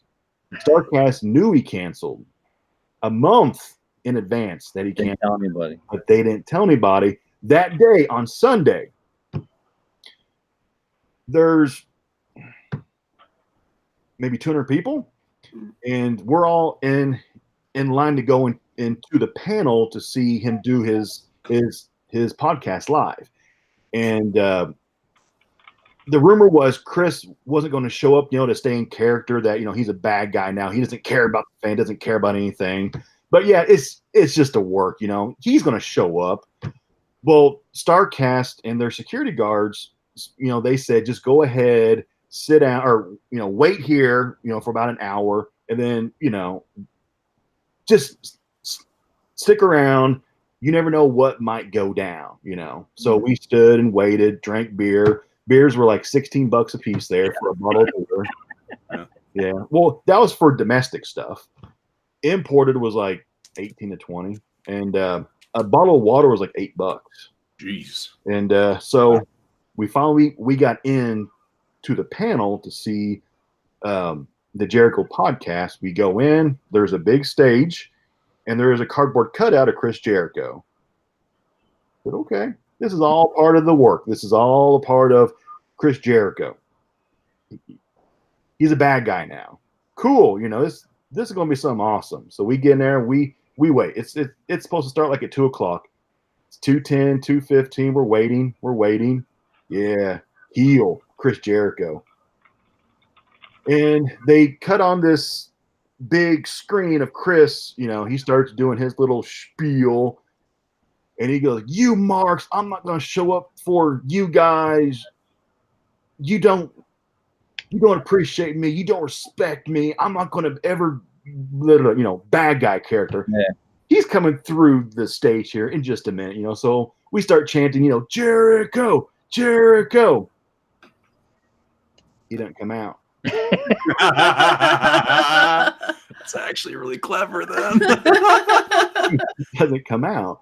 And StarCast, they actually said, "Yeah, we're sorry. Chris actually is not going to appear. The Jericho podcast is canceled." We're all sitting there like, yeah, we've got our $16 beer in our hands. It's our fourth one that we've had since we've been waiting for Jericho to come out to record the podcast. This is like the main thing of the whole weekend. So we're kind of confused, So we left. Anyway, like 2 days later, it came out. Chris himself, he got heat about this, because people were like, "Hold on, Chris. This was like the big StarCast thing," and he was like, "Hey, the guy who owned StarCast, Conrad. He told Conrad back in May that he's not doing StarCast. He canceled it. And so he said Conrad knew a month ago that I wasn't going to be there. They falsely advertised me for a month." And we're like, "Wow, that's dirty. That's dirty."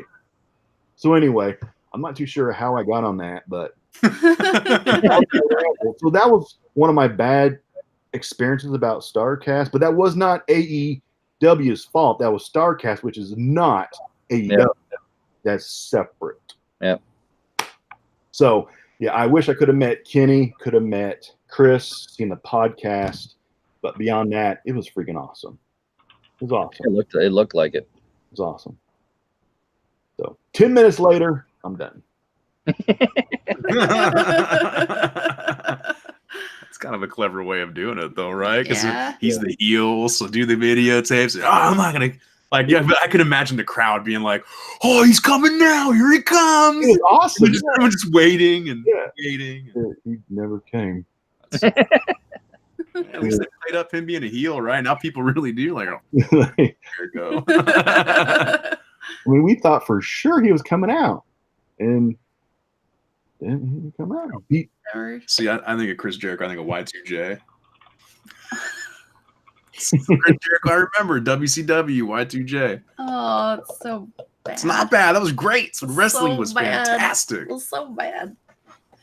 I remember that too. It was bad. came out, kicked his leg up, swat his hair back. I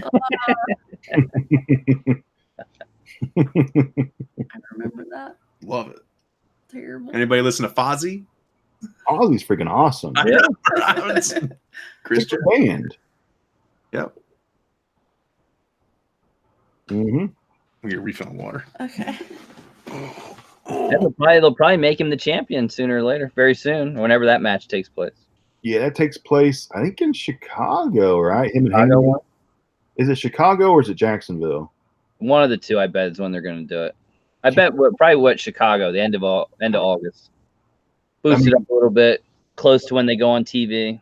Yeah, I mean, because they kind of have to give it to Jericho because they have to have an established talent to get the belt to make the belt mean something. I mean, Heyman's awesome. Like I like the dude, but you got to put the first belt on the first guy who is established star and a legend. It makes the belt mean something more. So I mean, it has to go on Jericho or John Moxley, but Moxley is not in the main event or the title picture, so it's got to be Jericho. Now they put what the New Japan U.S. title on Moxley. Yeah, that was awesome. That was cool. Yeah, he made the right move. Yeah. Oh, I don't know what the hell you guys are talking about. You don't like wrestling? No. It's not that I don't like it. I just never watched it. So you grew up and stopped watching fake wrestling? I never watched it. So you were a child and you didn't watch grown men wearing little tiny like Speedos get all oiled up and greased up and roll around and wrestle each other? What's wrong with you, Sean? Why do you think I got long hair, man? Now I know. Now my extent of wrestling knowledge ends with the Slim Jim guy. That's it. So can Steven do the Macho Man? I can't. Yeah, you can. That's a sensitive subject. I can't. My Macho Man just sounds like a constipated Hercule Satan from Dragon Ball Z. Oh yeah, it just doesn't sound right. Or I sound like Beetlejuice. Hey, what are you doing? Hey, come back here. I can't figure out Macho Man. That sounds like Michael Keaton voicing Hercule Satan. Hercule Satan is probably my favorite impression to do, personally speaking. He wasn't going to do it either, but I was like, it's okay. He's like my favorite character, but you can't do his voice. So he dedicated his life to learning how to do it. Yeah, Hercule Satan. I did. She told me, she's like, I bet you can't do it. And I was like, bet. So it took me like a week and a half. Dude, I mean, I did a day where I didn't talk normal. I just talked just that. Could you imagine all day hearing me going, hey, you, oh, no champions here. Yo. All day long. We had normal conversations in that voice. It was insane. My employees were very confused. Now you guys don't know what the hell we're talking about. Yeah, now we're doing Dragon Ball nerd out. Right? They're probably right. I don't know a thing about Dragon Ball. I've never watched in my life. Nothing. I don't know. She's addicted to My Hero Academia now. Oh, so good. Never watched it. I've never watched it. I'm up to the Japanese episodes now. Thanks for that Tenya pop, by the way. I don't care. She's upset. Like, really upset about it. First, my hero pop we pull, glow in the dark Todoroki. Second, we pull Tenya. And I'm like, oh, we don't need this because we don't watch that. Send them both off in trades. They're my two favorite characters. The funny part is, I recommended when we got it, I told her, I said, hey, why don't we just sit on them just in case you watch them? She said, no. Dragon Ball so much, we're not doing it. Yeah, she's like, I hate the film. So mad at life. Yeah. It's like the worst thing ever. Yeah. Now that when me and Sean had these weekly battles, my son will stay down here and play his games, and him and Sean talk. Sometimes it's off air about. I don't even know what they talk about. The names and everything like that. They fly. Hey, ask Sean next time you talk to him. Does he have this? Have who? What are you talking? Ask him if he's got the glow in the dark one or this or that. Like, God, he has them all. That's awesome. Oh yeah. Yeah, I do. And he tries to show me the cartoons, and he shows them to me. And see, this is the guy, and he does this and that. Okay. I just can't get the names down, man. Sean, I don't care how many lessons you give me on YouTube. I'm never getting some of these. Ronoa. I don't. That one was completely for you, just based on how bad it was butchered. I had to do something after you sent that beaver pop this way. Especially if you sent a Cuphead, too. You still got that beaver pop now, right? Yes, I do. And the airplane Cuphead. You're welcome. I'm trying to remember everyone they come from. But yes, I have both of those. It's his rule. Well, just so you know, any Cupheads we get, we'll send them your way. Great. We just haven't actually stumbled upon because we legit will. If it's a Cuphead, it's the first thing we do. We're like, oh, we know where this is going. Well, now it's going on to BTS. No. Oh, I didn't know that. Well, every time I open it, I've opened 2 boxes, and it's the same BTS. Every time I get BTS, people will message me, "Hey, send it to Sean. He's BTS now." I said, "No, I'm not sending BTS to Sean." Sean, you did this to yourself though when you said you keep every bit of fan mail or viewer mail. It wasn't meant for people to like literally take a dump and ship it in the box to me.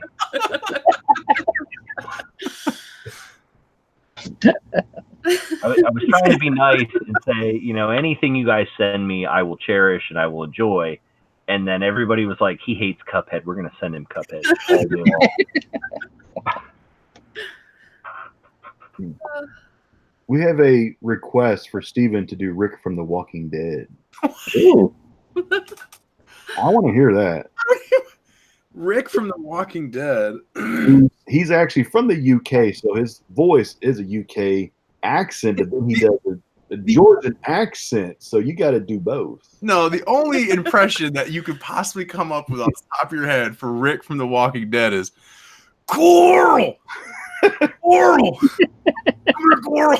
Coral! You saying Carl or Coral? Coral. And then, like, if I, you know, put like Visine in, I can do the real. Just because he's always crying. Rick's always crying or chopping someone's head off. Coral. Well, it seems like everyone wants you to do Dobby. All of your patrons, it's like Dobby's your #1 request. It's a good one. Christopher Walken. I think that. Christopher Walken's a big one. Yeah. Dobby? I don't know why people like Dobby. Dobby's a stupid Dobby. Stupid. Can we get a cowbell one while we're on here? I gotta hear Walken ask for more cowbell.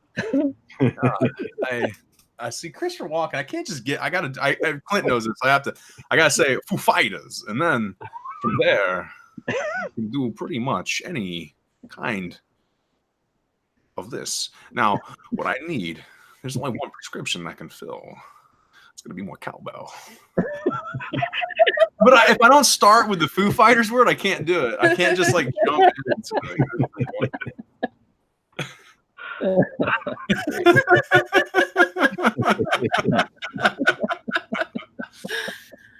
Now we know you got a Foo Fighters at off air. Yeah. That's how I figured out I can do the impression. I saw Dave Grohl do it, and I heard his impression, and I was like, Foo Fighters. And then I was like, oh, I can actually kind of do that.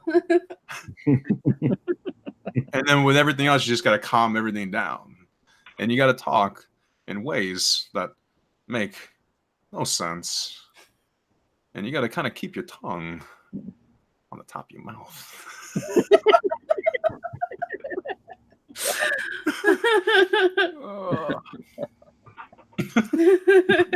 You've got a request from Magoo to do his name. Magoo Fitzfarter? It's the way you have to say Magoo. It's Fitzfarter. Magoo, I don't know where you're from, but I assume this is where you're from. Mummy! Mummy! Stop, Mummy! Oh, God. I don't know what that last part was, guys. I don't know either. Now you're getting into the B reel of 2 peas in a pod.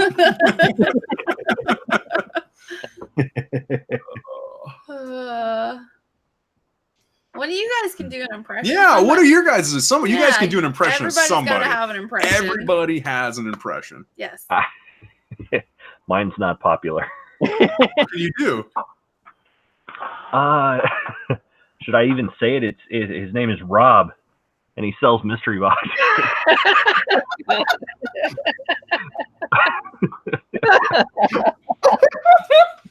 Oh God, please do it. I will spare everyone on Clint's channel and not do it. As soon as we go off air, you know you're doing the impression. I can do the other half of that. God. She can do a Pikachu. Pikachu. That's awesome. That's awesome.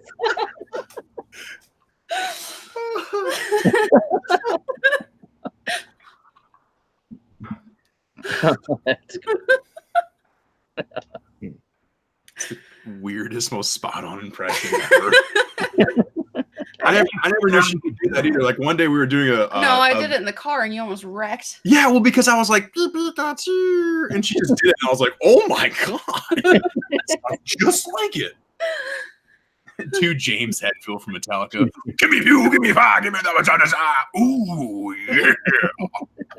It's like a crossover to Macho Man for you, isn't it? So maybe I just got to think of Macho Man as James Hetfield, and I'm in good shape.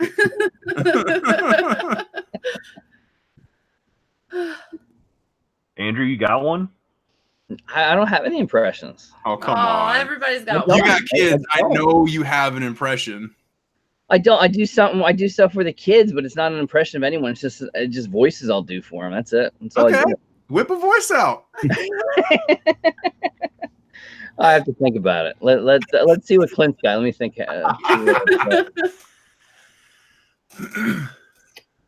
He put David Soffin in the chat. Says, "I'll become a patron to make you do a Rob." And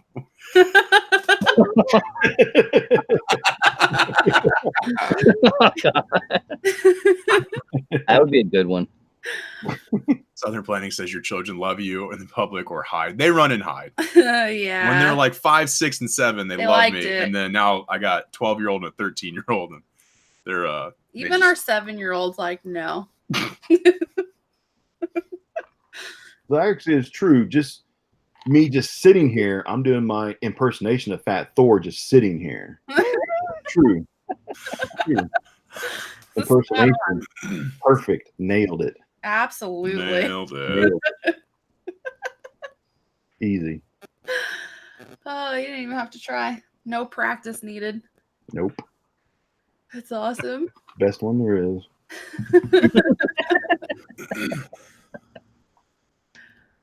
Oh, man. Well, this has been Voices with Franchise Kids.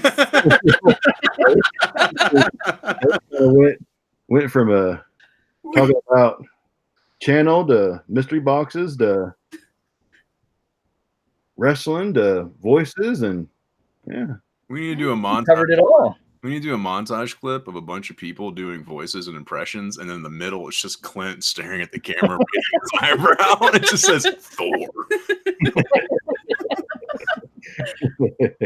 With your new editing skills, you can make like lightning bolts come off of him. I could actually put on my Thor costume that I kept from a pallet. It's like a size medium, so it doesn't fit me, but it stretches, so it kind of doesn't fit, but it fits. So I could totally wear that. Yeah. Absolutely. Yeah. So like a little belly shirt on you? Well, whenever I sit down, you can't see it, but it comes down to like here. Actually go below the belly button, so as long as I sit, it looks like it's just like Fat Man in like a little coat thing, but yeah, like it's all like just hanging down below it. So. Weird trick-or-treating at your house. All right, Alexandra. You always get Stitch. I have to do Stitch for Alexandra every time we go live. She's demanding it. I know. That's 2 piece. It's very sad. It's last. It's last.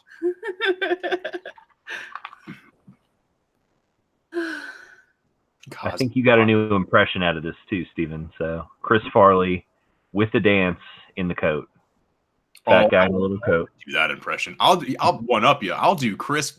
Sean, you and me, live video. We'll reenact Chris Farley and Patrick Swayze Chippendales.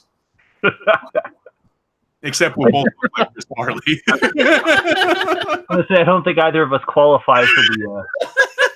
Hey man, I can do some editing on both of us. Or what you could do is put my stomach on you while I just make it roll around. You know what I'm saying? That's easy right there. Photoshop. That. He gets up. Too easy.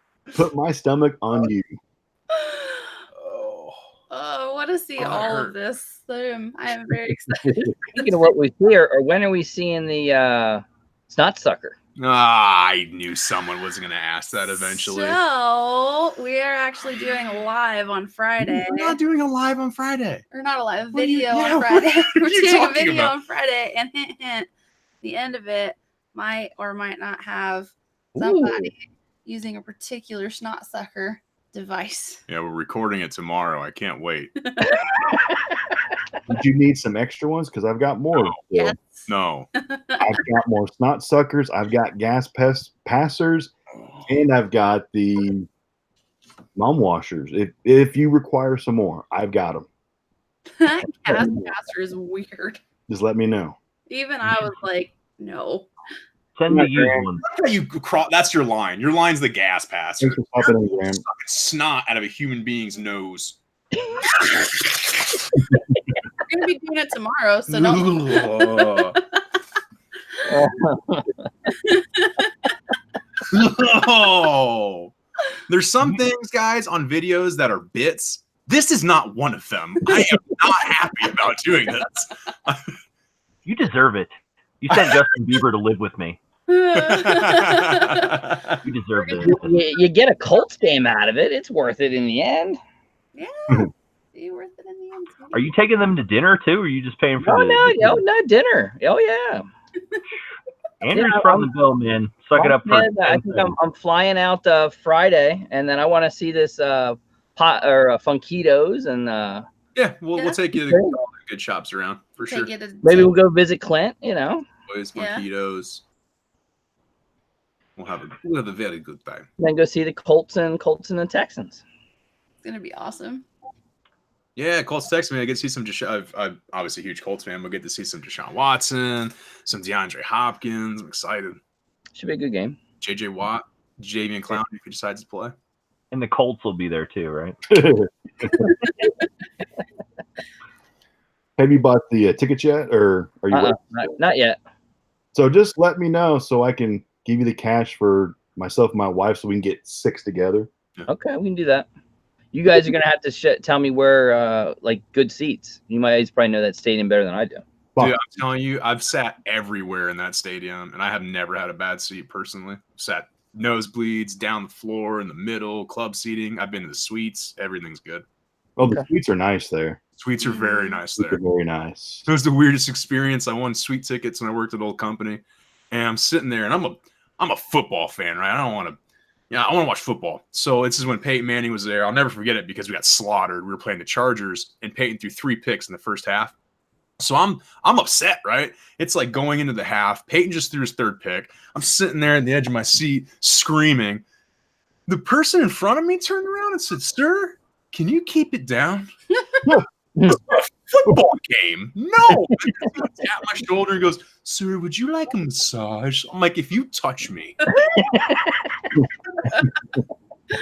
The only cool part was when you get there, someone comes up to you and they go, "What do you want to drink?" And I'm like, "Oh, well, what do you got?" And they said, "Well, what do you want?" I said, "Well, you got to tell me what you have." "You've never been in a suite before, have you?" And I was like, "No." He's like, "You tell me what you want, and we get it." I'll take my life.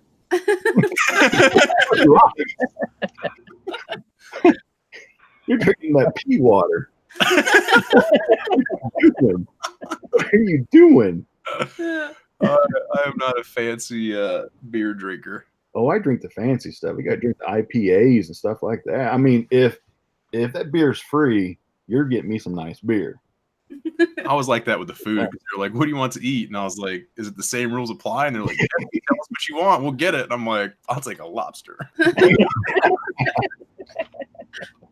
Yeah, the last Colts game that we went to, my wife got suites for the casino here in Indiana, the one in French Lick, the casino there called French Lick Casino. Oh, yeah, I think it was live or is live at this point. I know what you're talking about. I know a big one there. Yeah. But like they have they have suites there. And my wife works in HR for a company, and they were trying to do something with her work, so they kind of bribed her with like suites for a game. And so we went there. I think that was the third game last season, and like the suite was just it was incredible. I mean, we walked out with like free stuff, like with T-shirts and water bottles, and then like all the like there was cheeseburgers, there was pizza. There wasn't lobster though. I don't remember lobster, but there was pizza, there was cheeseburgers, there was chicken fingers. I mean, there was like every kind of food possible. There was like your Italian, your American, your everything. And then like mid game, then they brought out snacks. Then like you had your nachos and chips, or your chips and cheese, popcorn, and then they brought out like your second course of food, and then they brought like snacks again. It was crazy. Clint, do you have chat up?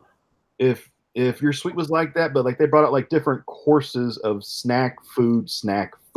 No, so ours was just like you park in the parking lot first off, which is great. And then when you go into Lucas Oil, they like escort you to your private elevator, and you go. We didn't have that. Oh, it was great. Private elevator, go up, and you got your own room. And then when you get there, yeah, it's like a room. You got TVs everywhere. You got couches. They escorted you from the parking? No. Like when you walk in, you show them your. Okay. They like escort you to your elevator. Like you parked in the garage. Like, sure. Yeah. Okay. I'm following now. I'm following. Gotcha. Yeah, we got up there, and it's like this big room. You got TVs, couches, and then it goes like out into like an awning where there's like 2 rows of seatings. Of course, the most comfortable seating on the planet, like cushions and all that good stuff. But yeah, no, it's just like they got a refrigerator in the middle, so just stocked of alcohol. And there's just like waiters and waitresses that just chill in there, and they just say, "Hey, what do you want to eat? I'll get it." And then as long as it's a semi-reasonable request, everybody I got my lobster. You actually had lobster. Absolutely. What's that? We actually didn't have any kind of seafood lobster, but we had everything but that. Yeah, they have our suite. So I wonder if it has to do with like the company's suite, with like they request the food that they request. Maybe because I was working with Sprint at the time, and this is when Sprint still owned a wing of the stadium too. So it was their private suite. So the Luau needs to contact whichever company that has the best food. Correct. We need lobster. You might want to skip on the dinner and just go straight to an all-inclusive football experience here. Terrible game, though. Great experience, terrible game. We lost. It was awful. LaDainian Tomlinson ran all over us. Peyton had a 4-interception game. It was awful. Oh, but that was the Peyton years, though, right? Oh, yeah. Good. Oh, yeah. Peyton years. Well, the food might have changed since the Peyton years. What? Yeah. Yeah. So from Peyton years to the Luck years, yeah. It's a good possibility. The pizza and cheeseburgers. Yeah, she cracked me up because Jess was looking at like season tickets, and she looked 2 years ago, and she goes, "They're real affordable." Yeah, 2 years ago when we were 2 and 14. So much. They go up.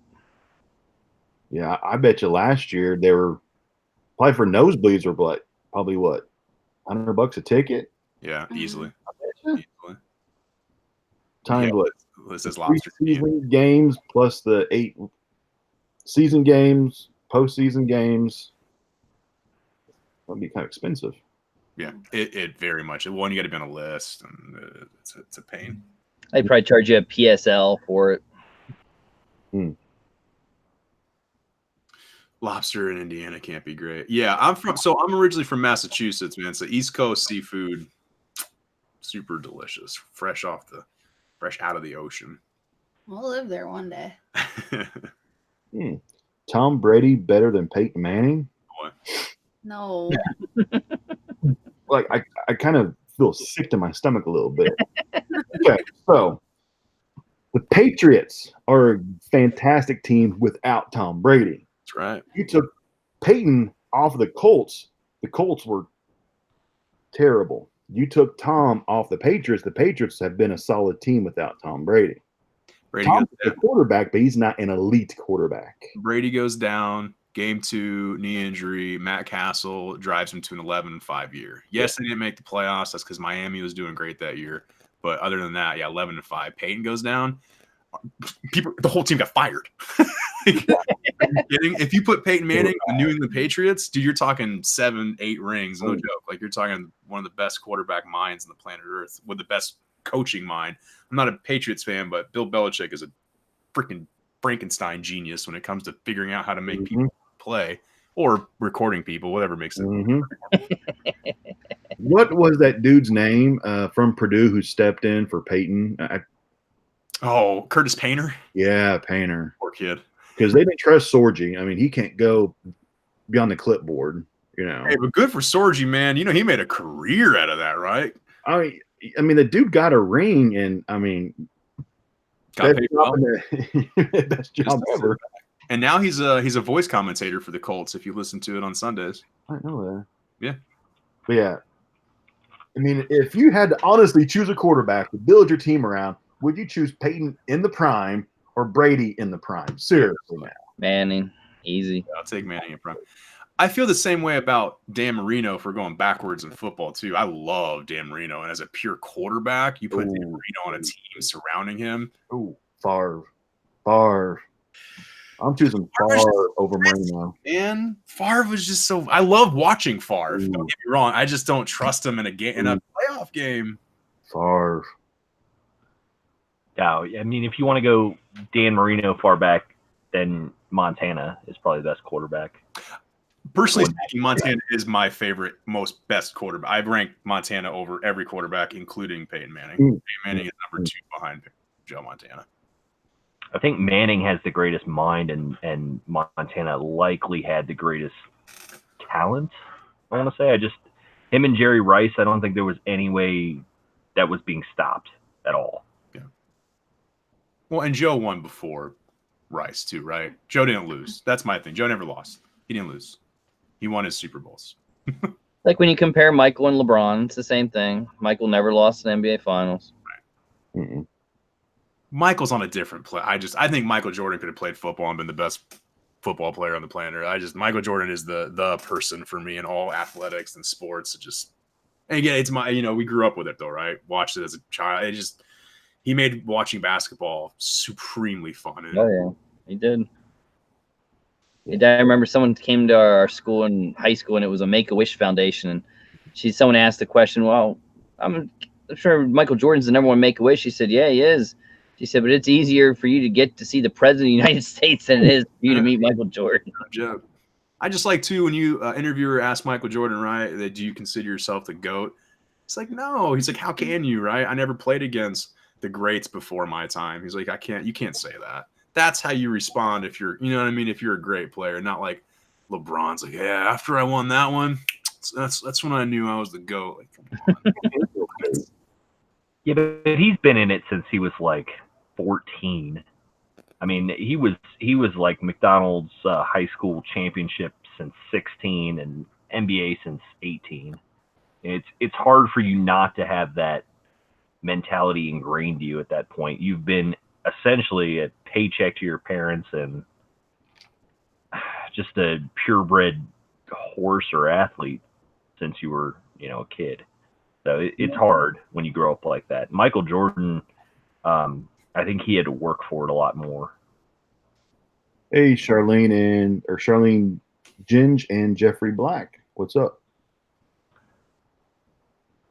I ignored the Baker Mayfield GOAT comment, by the way, whoever made that. You've been drinking too much. I like Baker Mayfield. I think he has a bright future in the league. There's a lot of good young quarterbacks, I think, in the league right now that will be a part of the future. But yeah, I really hope Deshaun Watson can stay healthy. It'd be nice to see because he's a good dude, a great quarterback when he's playing, and he's like actually on point with his receivers. Well, he needs protection too, but you know. Yeah, the Houston offense has had a lot of struggles. Yeah. People are putting the Giants and Eli.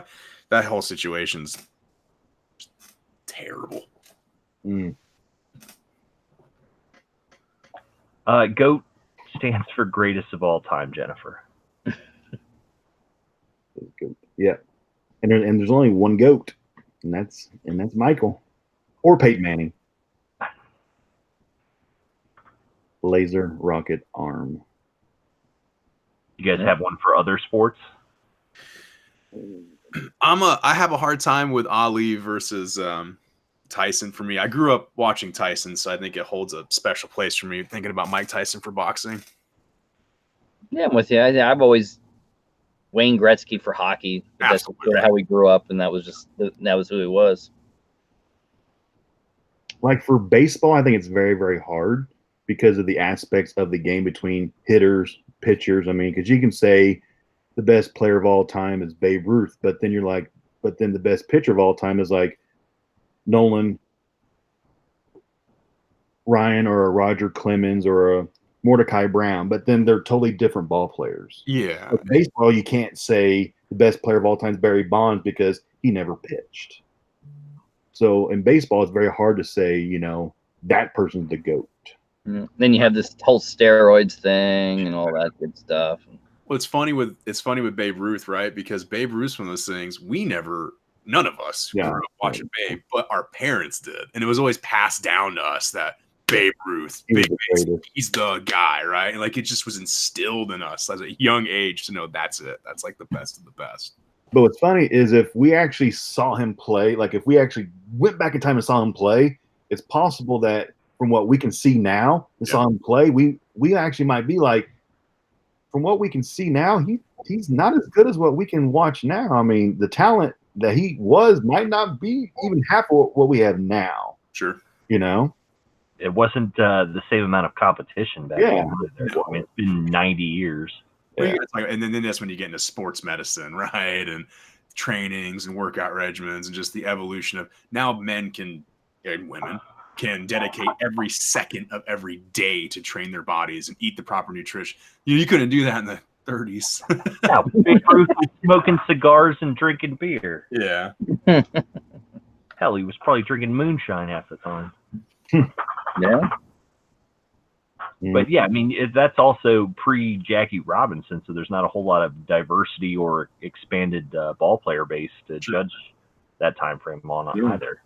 I mean, just like Satchel Paige, his best years was in the Negro League, so he never got the exposure in the major leagues because he didn't get to play against, the best, from like the white league. So like your Satchel Paige, who was fantastic, didn't get to play with the other, so kind of thing. Yeah. I'm afraid to impersonate Rob, and all of a sudden we're tackling race in baseball.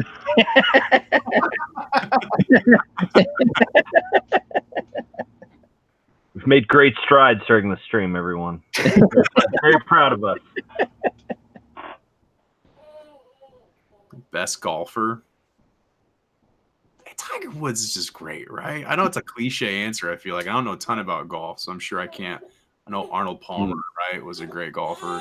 Nicklaus and Palmer, but yeah, I think on our generation, you got to say Tiger. It's Tiger.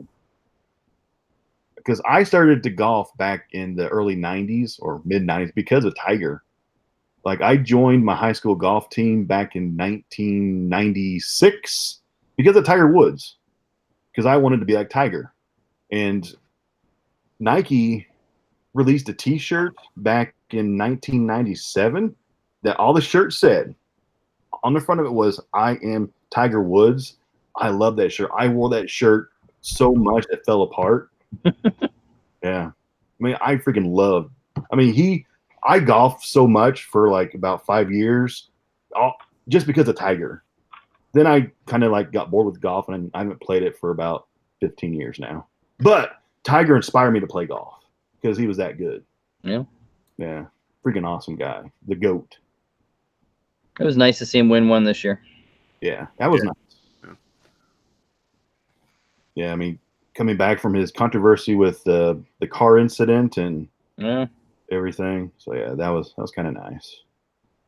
So what happened with David Ortiz? I mean, I'm assuming you guys have all heard about that. I don't know the whole story behind it. I just he owns a house and he owns a nightclub in the Dominican. He wasn't at his nightclub. He was at a nighttime event. He was outside. They had tables. A motorcycle drives up behind him. The guy jumps off of it and basically shoots him in the back. Oof. Then the whole neighborhood, everyone around him, grabbed that guy. The other guy ran away because they knocked him off their motorcycle. They basically held the one guy beating him until the police came and took him. They said they're going to question him once he heals up enough. And I think they took out David Ortiz. They took out his liver and something else. Parts of his intestines. Yeah. Jesus. Oof. Yeah. And the Red Sox actually went down to the Dominican and got him on their private jet and brought him back to Boston for medical attention. They said he just walked today, so he'll make a recovery. And they weren't sure if it was a robbery or if it really what it was yet. Still, they don't. Yeah. If he was targeted because of who he was or what, like they haven't really said yet. It almost looked like they were there to kill him. Yeah, it might have kind of like a jealousy hit or something.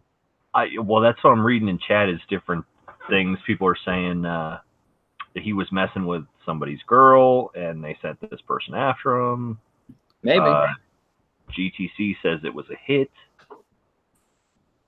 His gallbladder, not his liver. Oof.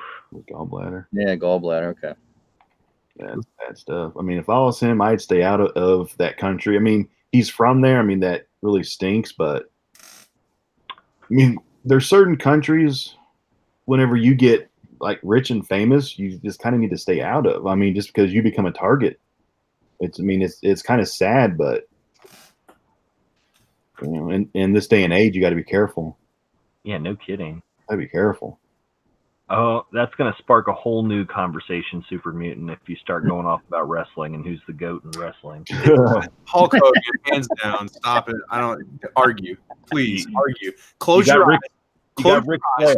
Everyone in the chat right now, close your eyes. Say the words wrestling and tell me Hulk Hogan isn't the first thing pops in your head. No way. No. Slim Jims. Yeah, Slim Jims. No way. Hulk Hogan, man. Hulkamania. Just you remember the feeling being a kid and hearing I am a real man. Just, goosebumps. And he came out and dude, nothing like it. I think I gotta go generations. I mean, Hulk Hogan, yeah, the 90s was Hogan. And The Rock. I gotta go Stone Cold and The Rock were probably the 2000s. Absolutely. This day and age, I gotta go. I don't know if I've seen anyone quite like Kenny Omega. He's probably my favorite right now, just for what he can do. He's something else. Clint's about to bust out the autograph. Here we go. I would say the best right now, in my mind, are the most entertaining in the business. Oh, I know what he's bringing out. There you go. Are the Young Bucks. These two guys right now are the future of the entire industry. These two guys are innovative, exciting business minds. These two guys, Nick and Matt, are going to change the world. Like, no joke. These two guys, are going to be the next, like the Ric Flairs in 20 years. Dang. People are going to say, "Who's the GOAT?" Oh, it's that Nick Jackson guy. Nick and Matt, guarantee it. Were they cool? Were they cool to meet? These two guys. Oh yeah, they were very nice, very cool guys. Yeah. Matt, I think you're alone in the Cena category there, buddy. I can't stand John Cena. He's a very nice guy in person. Outside the ring, he does lots of great things for the community and for children and for Make-A-Wish. I can't stand his character. I can't stand his WWE persona. it's just so old, it's stale. He hasn't changed it in 15 years. I don't like his character, but the actual person, I think he's a great man. I don't like the character. And I don't think we're going to see too much. I think he's rode off to the sunset. Oh, I will see a couple appearances here and there, but I think he's done. He's got his movies, his TV shows, and I mean, he just signed on for Fast and Furious Part 42. You know, it's not even called that anymore. It's called like The Rock and freaking Jason Statham or whatever it is. No, that's the spinoff for this year. Yeah, Hobbs and Shaw. Yeah, there you go. Jason Statham and Grace. Yeah.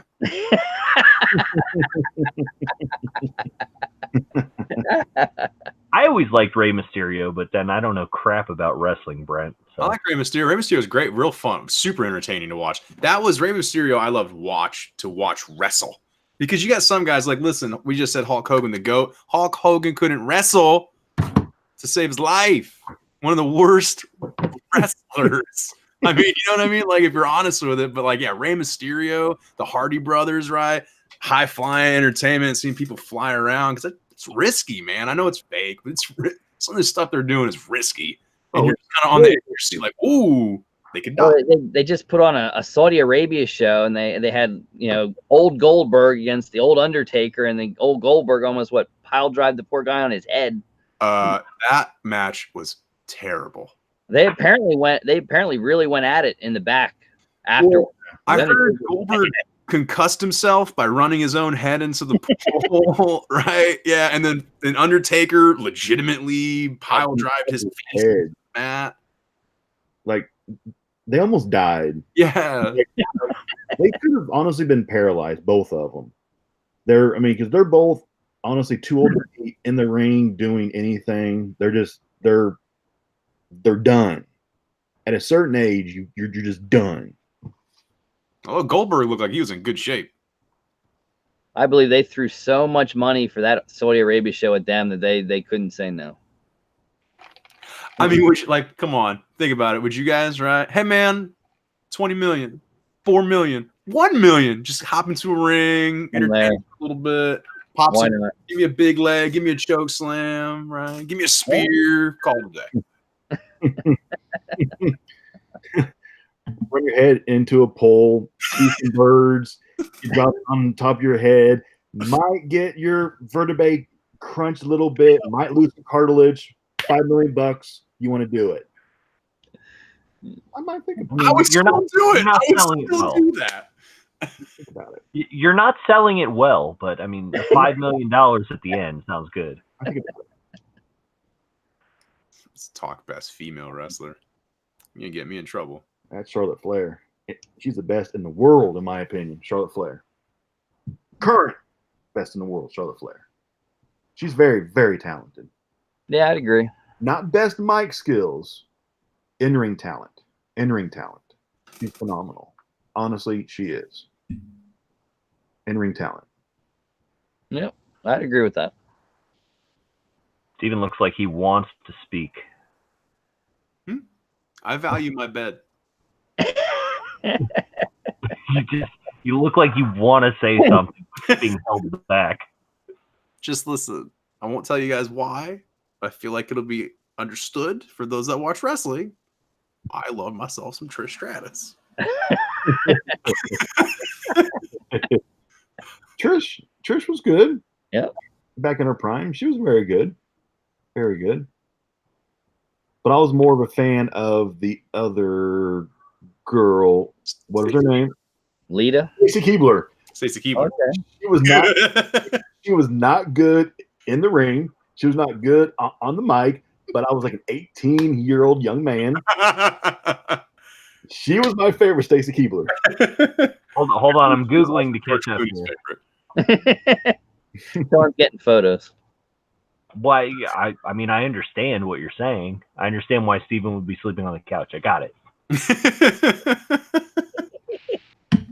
I'm doing the math. Yes, piecing that together. Yeah. No, I had to get the photos to fully understand. Miss Elizabeth, she was a great personality for the clash between Macho Man and Hulk Hogan. Old school Nitro girls, I totally forgot about that. that's where Stacy got her first start. Was a Nitro Girl, Stacy Hubler. Completely forgot about that. She was a Nitro Girl. Of course, Sable is like the classic answer, right? At least for our she's up there. She's married to Stone Cold, right? Sable. Brock Lesnar. Oh, that's right, Brock Lesnar. That's right, Lesnar. That's right. Oh, I've been watching wrestling since honestly like the early '80s. I was born in 1980. I'm old. I'm 39. I've been watching honestly since the first match I remember was like Andre the Giant and Hulk Hogan. I mean, I just remember bits and pieces. I was in like '73. I'll never forget that. Yep. I think that was actually the first wrestling thing I ever watched was WrestleMania 3.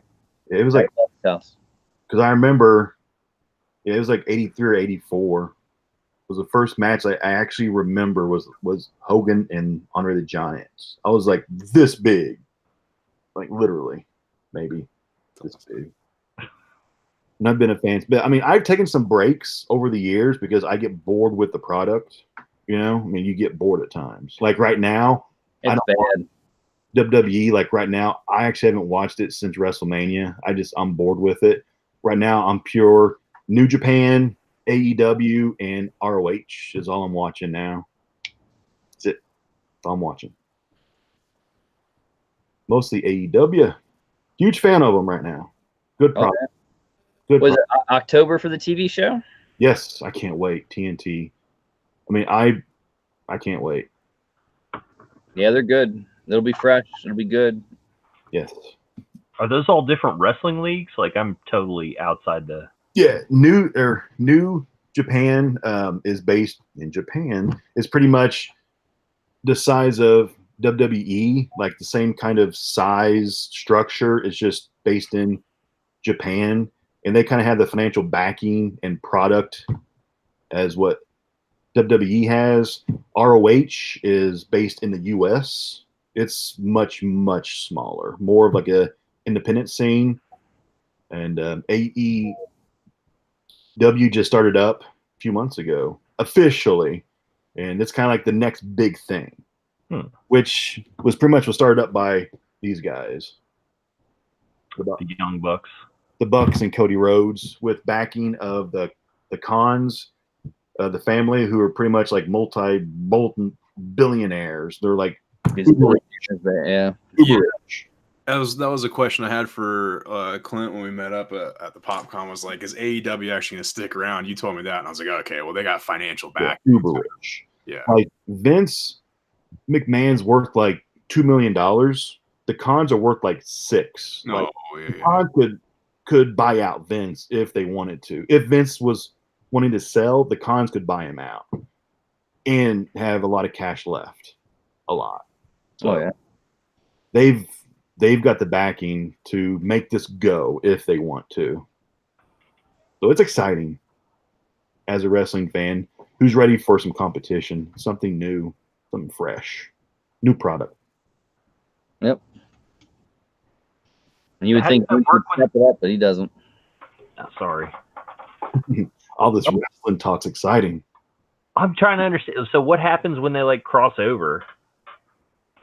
Well, it's like anything else. It's like sports contracts. So like the one guy's contract was up, and he said, "I'm not going to resign with you." And then they thought, they let him go, and then he shows up on the AEW pay-per-view that Clint was at, and now he's wrestling there. So a lot of them are waiting for their contracts to be up because a lot of them want to go to AEW. A lot of guys do, guys and girls. They want to leave Vince because WWE right now is getting kind of toxic. The way that it's run, the creative side of it, it's not positive. It's very, very toxic and negative, and people want to go. They want creative freedom to express their characters and develop what they want their direction to be. And Vince is very my way or else, and that's not really a way to keep your talent happy. Yeah, it's so tough because like I fell out of the wrestling scene many years ago. I think I said it a lot on live streams. Right, I stopped watching as soon as John Cena got introduced. Like his very first match, I was like, all right, I'm done. All the storylines fell flat for me, and I just stopped watching. It's funny because, man, Vince has been getting hate so long, and he just keeps going. He keeps trucking out superstars. And it's, I don't know, like, it's as much as you always hear all the negative about him. Hulk Hogan, I just name every wrestler you've ever thought about, and it's like it's a Vince brainchild, right? It's Vince. It's his thought. It's his idea. I think he's finally got to the point where he's old, where he's done. I agree. I think his age caught up with him. The times are changed, and you can't just come up with a goofy name, pop in spandex, and sell it. Mm-hmm. I mean, just we'll see. Look at the product right now. Look at the characters that they're developing, and new guys aren't. The crowd just aren't getting behind the new characters. There's no support. It's just not there. That's why you keep seeing guys like Goldberg, who are 62, coming back to do a match because the new guys just don't have the support. And you got Hogan coming back at age 94 to do a match. Yeah, but Hogan just has to give a big boot to the face, leg down to the chest, and pin him real quick. I bet Vince wasn't happy when he saw Bret Hart come out with the championship at AEW, the belt.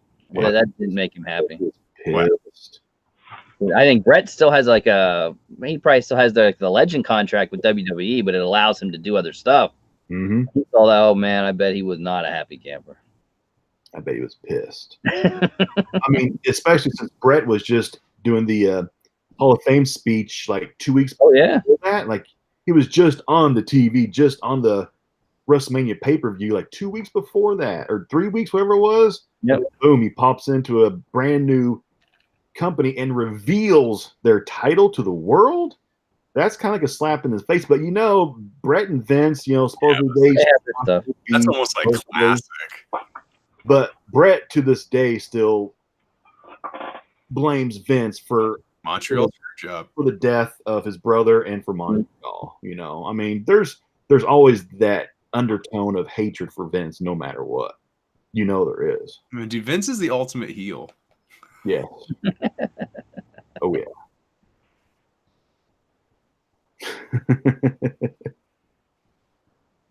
I've got nothing for this conversation. I don't dislike it. I just have nothing to contribute. I feel bad. You can tell Jess is like super interested in what's going on. Oh yeah. So grown people don't watch wrestling, really? I did not know that these people existed. What can we say? My wife doesn't watch it, so I guess there's more than just my wife that doesn't watch it. It's strange. My brother Lando's still fully invested in wrestling.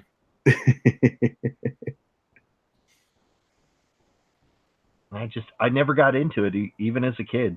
And it was like a way of living for us, being born in Mass. Like it was like everybody.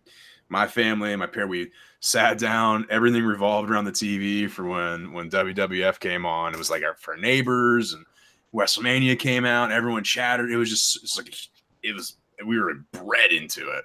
Oh yeah, I remember sitting there Monday nights on USA. Alf would be on, and then you'd switch over and watch the WWE product. And Saturday nights used to be WCW and the little bitty Omni that they did, and sitting there with the grandfather. And oh yeah, it's those memories too. Like I remember when like someone put in the chat when you saw Hollywood Hulk Hogan for the first time, and it's like my heart like died. I was like, oh, he can't be a bad guy.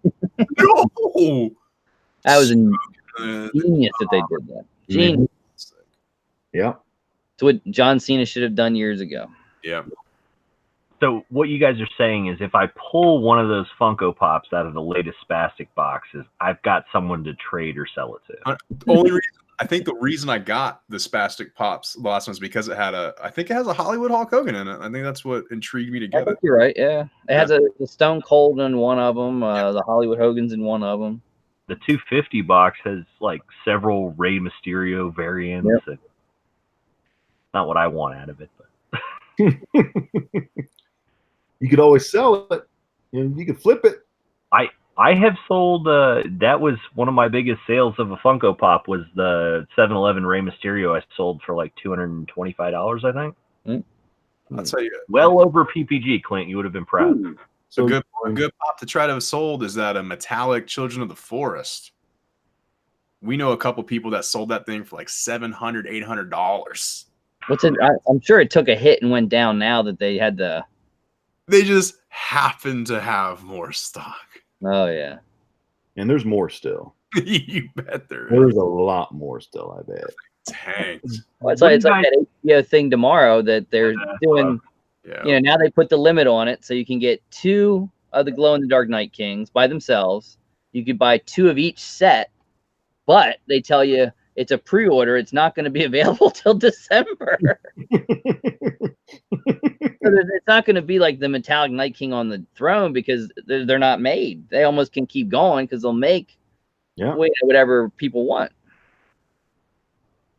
It's not like they couldn't make more of the Night Kings either, though. Oh, they could. Absolutely, they could. But I think they had those already made in there and ready to damage the living bejesus out of them as they shipped them to you. I mean, that's one of my questions, too, is with, what is it going to be, 6 months notice? Are they going to be able to ship the thing in some kind of quality? Oh, yeah. Yeah, they say, well, now you're going to wait in a waiting room and then get through, but it's like, they're limited, but we're going to sell them for the majority of the day. And it's like, you're going to get a number and then you're going to have them made and they'll be out in December for Christmas. Maybe. That's the date I saw was the 31st of December. Yep. Well, it'll be next year then. Oh, so you mean like a Shumi pre-order? I finally got the Michael Jordans I ordered, January 11th. They're finally going to be here next Wednesday. Yeah, I think I ordered a Bulbasaur February 6th. And I emailed them like last week and I said, hey guys, any word on when you get, we're going to send it on Thursday. Okay. I'll give them that, man. It's pre-orders. I get it. They do well communicate. If you email Shumi, they get right back a hold of you. They give you information. So half of the Michael Jordans that came in were damaged and he guarantees the mint. So that's what happened. It sucks that they charge you way back then, you know what I mean? That's the only thing, right? It's like, yeah, because dude, I have the entire set of Addams Family pre-ordered. We got Jaws stuff pre-ordered. She ordered the Pet Cemetery, which of course still don't have it. Like, we have like 30 something pops that have been on pre-order since February. That at this point we've either cracked them open in a mystery box, or we could have just bought it for like a buy two get one somewhere. If you do need to cut one off because you complete a set before they can actually deliver it to you, Shumi will give you store credits so you can turn them back around and get mystery boxes with it. Well, I didn't know they would do that because their return policy says like after a certain amount of time. Yeah, the return policy is garbage. They want like half the money to restock it or something, but they will give you store credit for the full value if you cancel a pre-order. Yeah, because at that point, I might as well just flip them the mystery box because we don't do content for just normal pickups. Like when we just buy something from a store, we don't shoot a video or nothing for it. Yeah, Angus Young Chase was supposed to be here middle of February. It's now middle of June. Yeah. Not close. Oh, I think tomorrow's video though, I do try a new mystery box. Pops with Purpose sent me something. So that's different. Michael's box? Yes. Yeah, nice guy. Yeah, he had a cool WWE Page vaulted pop that's autographed by her, and I forget what I think it was $25 plus $5 shipped, and then he sent me a box, and I think I got 33 out of it. It wasn't bad. It was decent. That's cool. $25 box. Yep. You said it's signed by Page. Signed by Page. Yeah, that's one of his top ones. And it's authenticated. I can't remember what he said about that. And he sent it to you? No, he didn't send me that. That's like one of his big hits in the mystery box. I'm about to say, because if you get it and you want to sell it, I'll buy it. Because I would like to have Pages. Yeah, it'd be cool. Just throwing that out. Be cool. So if what you're saying, Clint, is if I can get this Tupac pop authenticated, you're gonna buy it. If it is signed and authenticated, Yeah, I'm gonna get it. I'm gonna get it autographed and authenticated. Don't worry. if you can get somebody to sign that, and JSA, PSA, or Beckett will say it is authentic, I'll buy it. Not BAM. You won't take BAM. Adobe box. I mean, Zobi's not bad. still is making music today. Like he's dropped more since he's been dead, since he was alive. So yes, he signed Funko Pops. His right? brand has made umpteen more money than he ever made when he was alive. Yeah. I mean, considering the pop came out in 2012, I would be very impressed if anyone was able to actually sell a autographed Tupac Funko Pop. That would be very impressive. Someone will buy it. Someone would buy it. I was reached out to by a subscriber trying to sell me an autographed Funko Pop of Freddie Mercury. Yes, true story. Awesome. They had it signed at a recent autograph signing, and they reached out to me and say, "Would you like to buy it?" And I was like, "Who's it signed by?" They said, "Signed by Freddie Mercury." And I was like, "Oh, cool." Where was it signed at? I think they said like Sacramento or something. It was some kind of like music convention. I was like, "Oh, cool, you met Freddie." I was like, "Do you have pictures of you and Freddie?" And the person said, "Well, to get the pictures was like extra for the picture, but he didn't pay that. I just had the signed Funko Pop." The Freddie impersonator? He sent me pictures of the signed Funko Pop of Freddie Mercury, and I was like, "Oh yeah, man, that's that's freaking awesome." And I think his price was like $150 shipped, and I told him, I said, "Well, let me think about it, and I'll hit you back." And I never reached back out, but I was like, like I freaking love Queen. I've been a Queen fan my whole life. Absolutely. And like seriously, you actually reached out to me and you offered me a signed Freddie Mercury Funko Pop. I mean, my first question would have been, do you realize that he died in the early 90s? But he said that he got it signed in person by Freddie. Well, maybe he had some kind of out-of-body experience, but I'm pretty sure Funko was founded in the late 90s. There weren't any Freddie Mercury pops that I know of until about the last 5 years. So I'd be very impressed if that was true. Yeah. I mean, it's possible. Like, if you go to Vegas, they have people just on the strip that dress up like Axl Rose, and some of these guys look just like him. I mean, spot on. Yeah, you mean the ones. So it's possible that he was in Sacramento, or maybe he kind of fit. Maybe he was in LA, and maybe he saw somebody cosplaying as Freddie, and he was like, "Oh my God, it's Freddie Mercury!" And the guy, cosplaying was, "Okay, I'll sign the Funko Pop." And maybe this guy honestly believes it was Freddie. My favorite thing about the Vegas Strip people, though, man, is they're always like, Hey, you want to take a picture? And like, there's a stormtrooper when we were there, right? Like, "You look like a Star Wars fan." And I was like, first off, yes. And he goes, "You want to take a," and like on his gun, it says "picture for tips," because they can't advertise that because it's illegal. But they have hidden ways. They're just like written on their hand or something. I'm just like, this is awesome. Yeah. How much money did you give him?